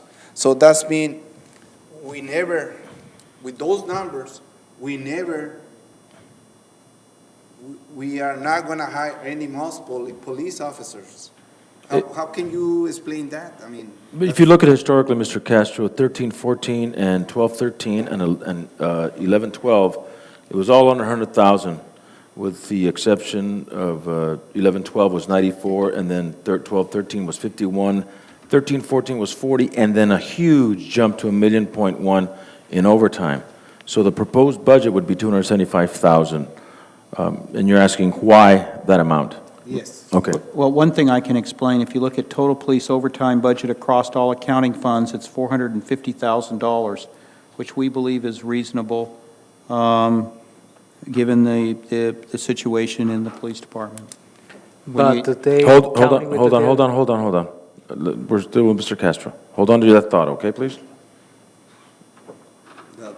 The thing is, I mean, how would you justify? $450,000? No, $275,000, Well, supposedly with these numbers. Well, you have to remember the police department is funded by a number of accounting funds, not just one fund. So let me show you where the 450 comes from.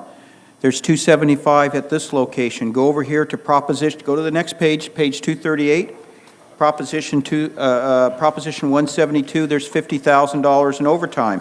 Proposition? Yeah, the next What page. line? The next page. Page 22. Overtime is 22. It's page 238, line item 22. So in addition to the 275, you have on line item 22 on page 237, you have 50,000 and on line item 22 on page 238. So that's general fund, proposition 172. Then go to 242. Stone Garden. Go to Stone Garden, page 242, there's $125,000 in overtime. and go to, yeah. That's it. That's it. So altogether, it's $450,000 in overtime.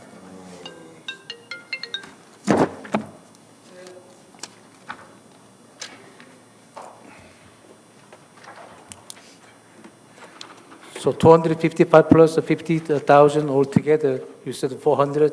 450, there's allocated $450,000 for police overtime across all accounting funds for the police. So from the general fund, we are allocating 275. Right. 275 from the general fund, right. And correct me if I'm wrong, City Manager, that page 242 and 243 are duplicates. Yeah, we did, we got a duplicate in there, it's the same page, Yeah. I'm sorry, we'll correct that. Yeah, Stone Garden grants, there's only one. Okay. Any other questions, Mr. Castro? Okay, I would like to ask a couple of questions, and maybe a couple of comments. I appreciate the fact that the staff and the city manager worked diligently on this and included many department heads to get their input. It is not fraught with that many mistakes. We do have some items to look at it, and it's always good to have a pair of eyes, a different pair of eyes to look at these things, and I thank you, Mr. Castro, for bringing that to our attention. However, I noticed that one of the big issues for the city has been the outrageous amount of overtime that was had by our police department.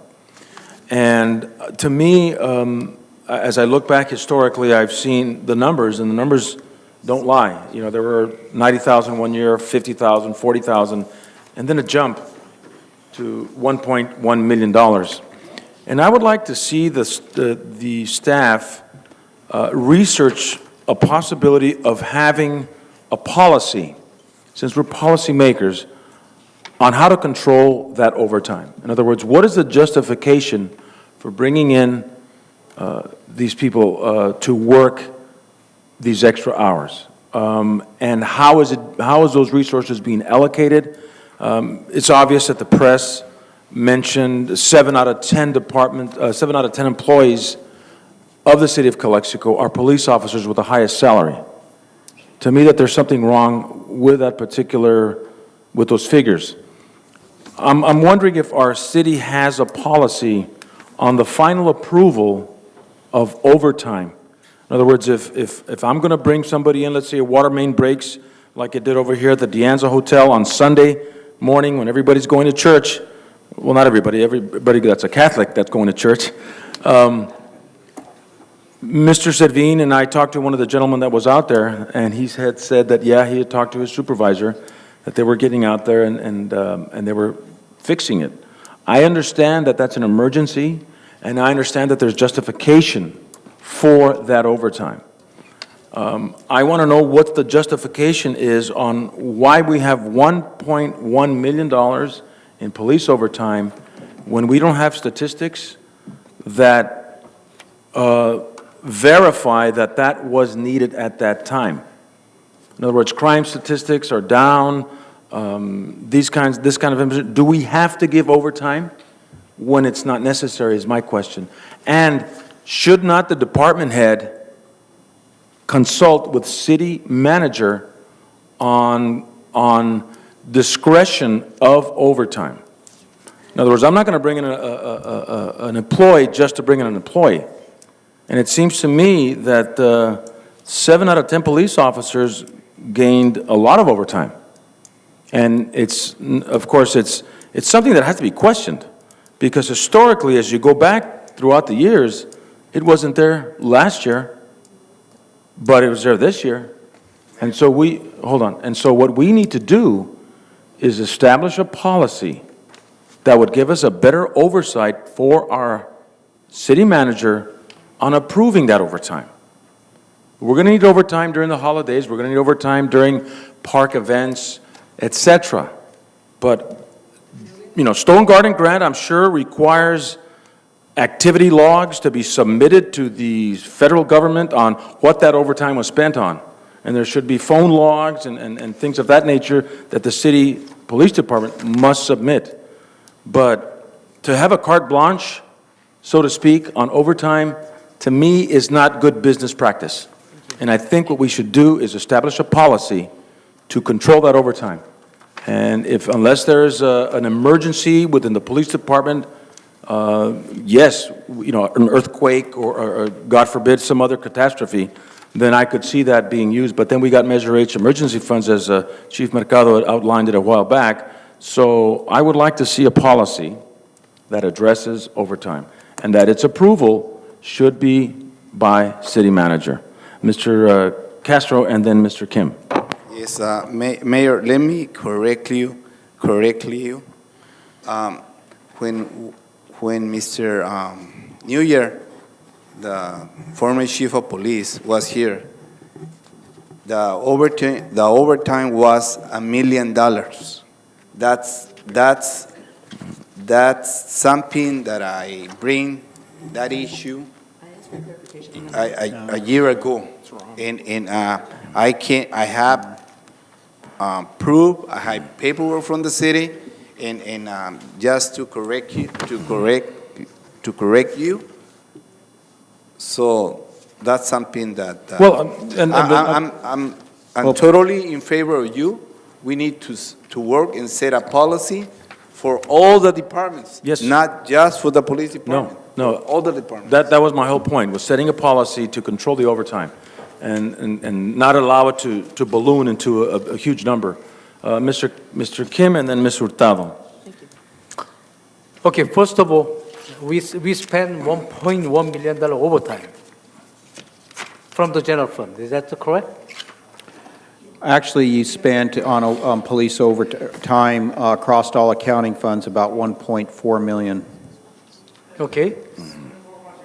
Now, I'm questioning on the page 238, year-end estimate, we spent $50,000 for the overtime, but after that pages, to going for the next page, page 239, we see only for the $13,000 for the traffic and parking control money, but we're not showing for the 2014-15 budget.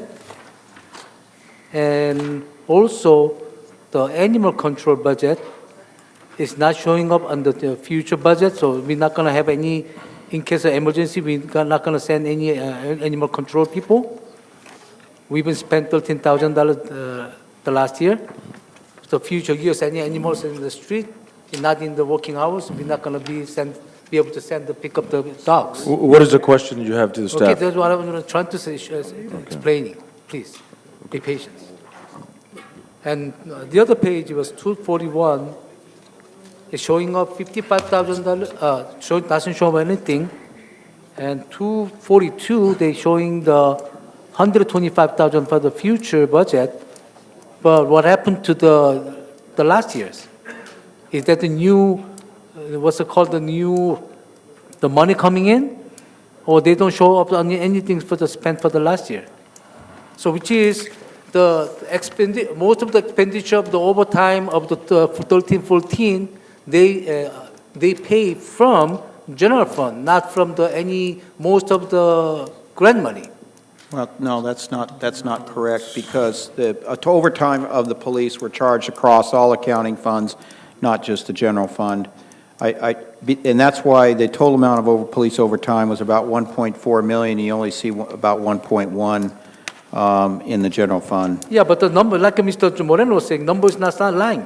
242, they only showing the 14-15 budget $125,000, but they didn't spend anything for the last year, 13-14.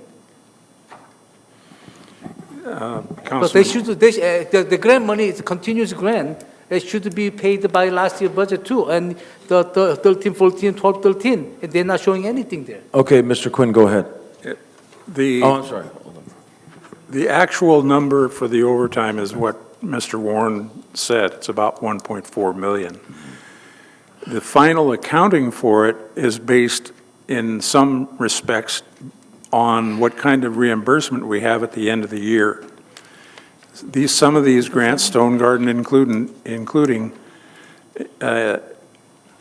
do not reimburse, and we end up with a negative balance. So we have to clear that negative balance and give it to the general fund. He was questioning the history of why their numbers aren't in the columns. The numbers aren't in the column because we have not had that history. I wasn't even here when that stone garden was being tracked, and I have no idea where to find those numbers. I believe it goes to the county, then the county allocates it to the cities. That's correct. Okay. So county didn't allocate the city then? The county had given us 125. For the next year. So he didn't give a stone garden, they didn't give us last year? Last year, they gave us some stone garden money. I know, yes. but we don't have any expenditure from them for the overtime. Like I said, that was before my time. Wasn't before your time, the 13, 14. I'm sorry? 13, year 13 and 14, we don't have anything to report in here to spend expenditure. Well, the Stone Garden grant is behind in their allocations to the city. And some of that was never recorded in the Stone Garden grant. If you go to the single audit and look for these things, you'll probably see some activity, but you won't see necessarily all of the activity. So all I can do is pick up what I have and what I see. Well, I'm talking about the 13, 14 that during your time. Well, we're still getting some money in for the reimbursement for Stone Garden. Okay. Actually, this number of the 237 is not actual number. They should be separating from other grant money, which is general fund. They didn't spend $1.1 million. Supposedly include all the Stone Garden money in there, because they're not showing up the Stone Garden. They just put it into the general fund. I can tell you with absolute certainty that the amount of money taken in from Stone Garden was probably close to $150,000 to $200,000. And that is only part of the 1.4 million of total actual overtime. And in fact, we give the council every month an overtime, every pay period. Every month you'll see 2 pay periods in the distribution. And it's in that acknowledgement area at the very end of the council meeting where you see the overtime reports. And they very clearly tell you it's $1.4 million. Which is, I'm not going to be able to see the $1.1 million all from the general fund. I cannot trust it because they don't show up the other grant money is not to spend the money for that purpose. Actually, Stone Garden money is supposed to be spent that money. Stone Garden did consume about $150,000 to $200,000. Okay. Well, let's bring it back to council and give any final closing comments or any closing suggestions so that we can bring this back in 2 weeks and have a chance to discuss it again. Mr. Mayor. Councilman Hurtado, go ahead. Yes. I've mentioned this a couple of times in different meetings that I had the experience to work at the Imperial County Office of Education out on Sperber Road, and we had something kind of similar to here where the county had many different departments under one roof. And I was an employee of ROP, and we had the finance department within the structure itself on Sperber Road. And every department reported absolutely everything, every single transaction, financial transaction that occurred in the department, each separate department towards the finance department. There was a certain responsibility and actually kind of a fear of what it is that we needed to do to comply with that finance department. So my question here is that I'm kind of seeing a little bit of an awkward lack of communication, because the question here is, where are the numbers? And I kind of feel you didn't have access to those numbers, so who has access?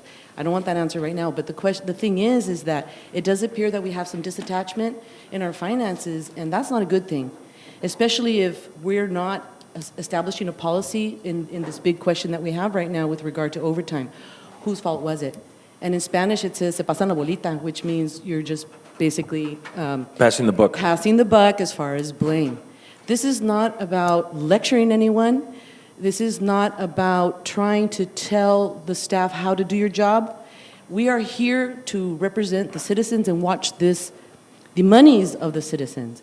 And if we feel that there's a structure and that may need a different policy, we shall do so. And it is not about lecturing. We don't want to do that. We want to make sure that we're working together. But department heads need to understand that there is a responsibility as a department head. That is why you are a department head. And if you cannot financially be responsible, then maybe you shouldn't be a department head. Because we, at this point, do not want our city to go to bankruptcy, and we need to solve and save the monies little that we have, and spread out the love and make sure that we're taking care of the citizens first. And I believe, I'm going to have to say this, that it's very unfair to question the two fine gentlemen here as far as what their role was in this overtime debacle, but we can't ask the department head. So that is very confusing and frustrating for us, the policymakers, to be able to help you, the citizens, continue having quality of living in Calexico if we don't have a control of our finances. So this is where it's at. We need to control the finances, and my suggestion is that we take that responsibility and transfer it over to the department head that has the experience, the know-how, the education to be able to handle what the city needs. Thank you. Thank you. Any closing comments, Mr. Hodge?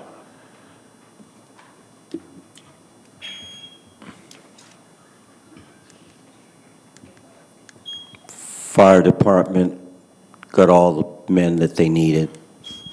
Overtime went down. They had a report. Police department never got the men that they need. Overtime didn't go down.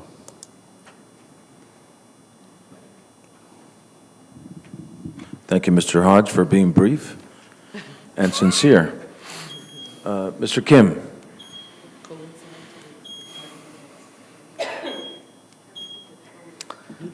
Well, I gonna have the Facebook for the city manager's phone number and city mayor's phone number, Mr. Hurtado's phone number, to in case if they cannot have the police of the service, call this person to bring the police.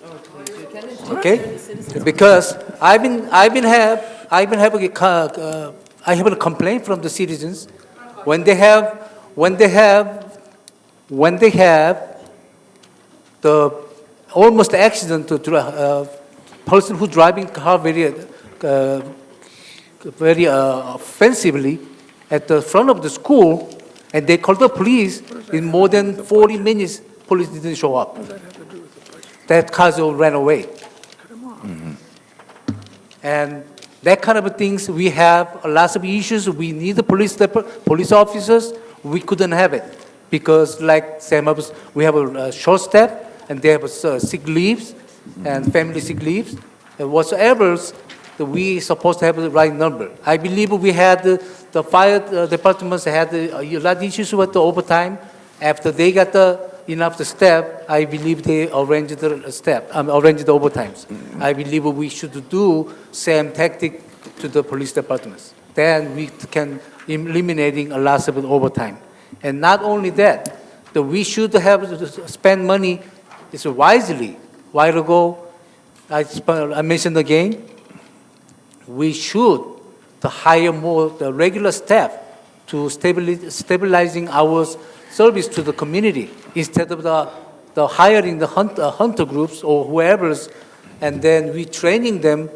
They send them home. They can get a job other place, and then we just training the place here. We supposed to charge them to train them instead of pay them. Okay, thank you, Mr. Kim. Well, I'm not done yet. Well, you are. 2 minutes are up. I'm not giving you more than 2 minutes. Mr. Castro, you're next. Look at this. 2 minutes. Look at this You've guy. already said that. You've already repeated yourself. We've already heard that. So thank you very much. We took points well taken. Mr. Castro, Mr. Kim, you're out of order. Please. I'm not out of order. Yeah, Mr. You don't Kim, want out of Mr. orders. Kim. You Please, overusing Mr. your Kim, power. you're out of You don't order. like it, Chief, could limited you my remove talk. him, please? Could you warn him, please? He's being That's boisterous. illegal. That's illegal.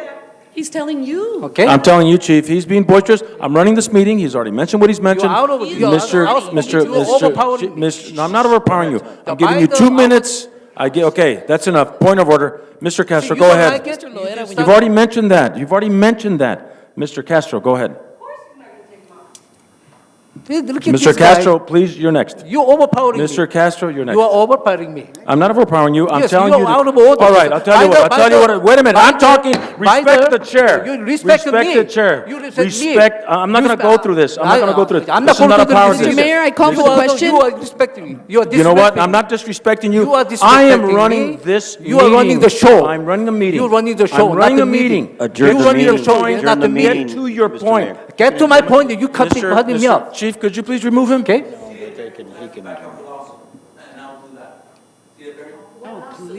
Yes, because you don't. I am running a meeting. Okay, never mind. Never mind. No one cannot remove me from Mr. this. Kim, Just adjourn. I'm going to give you 30 seconds to close. Just adjourn. 30 seconds. Please close in 30 seconds. By the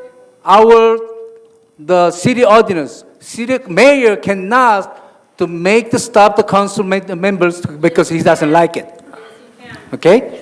There's even the You have 30 even the law Mr. says. Castro, I'm sorry, Mr. Kim, please close 30 seconds, okay? We have a big day tomorrow. Please Okay. close.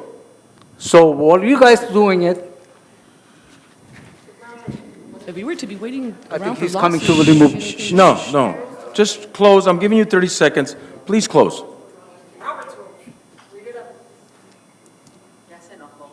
Okay, 30 seconds. Mr. Castro, seeing that Mr. Kim is not Okay, taking his 30 seconds. Oh, okay, I have the last question on page 131. What page? 131. 131. 131. Item number 4.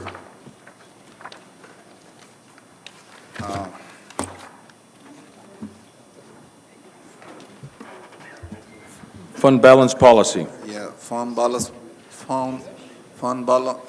policy. A reasonable minimum fund balance of, what's the amount on that? There is no percentage on that. That's a policy decision of the city council. It's something that you should decide. What percentage of the general fund expenditures are you going to maintain in fund balance? So we need to decide on that? You don't need to decide now or tonight, but at some point, you should set a target for the amount of fund balance you're going to have in the general fund. Right now, it looks like it's around, I don't know, you have a $17 million general fund, and you have, what, 6.9? So you probably have, what, 40-something%? So the question is, it's a policy question, what's adequate? So probably 40%? I mean, you Could have be. to make that decision. I mean, I was in a city once where they did 3 times the general fund.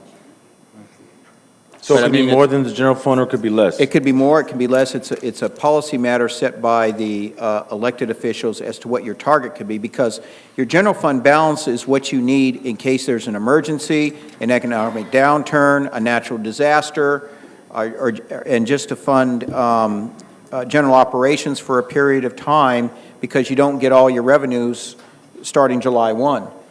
So it's just a matter of something you ought to think about, how much you want to have in there, because right now you would probably have less than 6 months of general fund balance. So if you had a problem, so I'm just saying that it's a pure policy decision.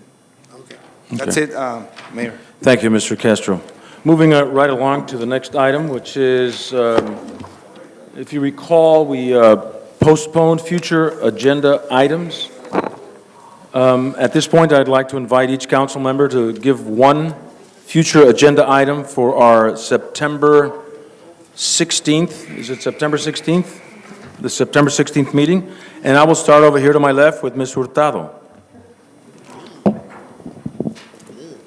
I'm not going to provide any today. We have too much on our plate. Okay, thank you. I have some, but I just don't want to do that. None provided by Ms. Hurtado. Mr. Hodge, is there an item that you'd like to put on future agenda items? Not at this point. Mayor Pro Tem Kim, would you like to put a future agenda item on the agenda? Again, Major H bond, the issue that we need to discuss, and how we spending money on that. We need to put in the agenda next, I request the next agenda. You want something very specific, in other words? So all the issues of the Major H bond. Okay. All right, thank you, Mr. Mayor Pro Tem Kim. Mr. Castro, is there a future agenda item that you'd like for next time? Not at this time. Not at this time. Thank you very much. And I thank you for your patience, and I thank you for coming out tonight. Better than TV. A motion to adjourn. Motion to adjourn. Thank you.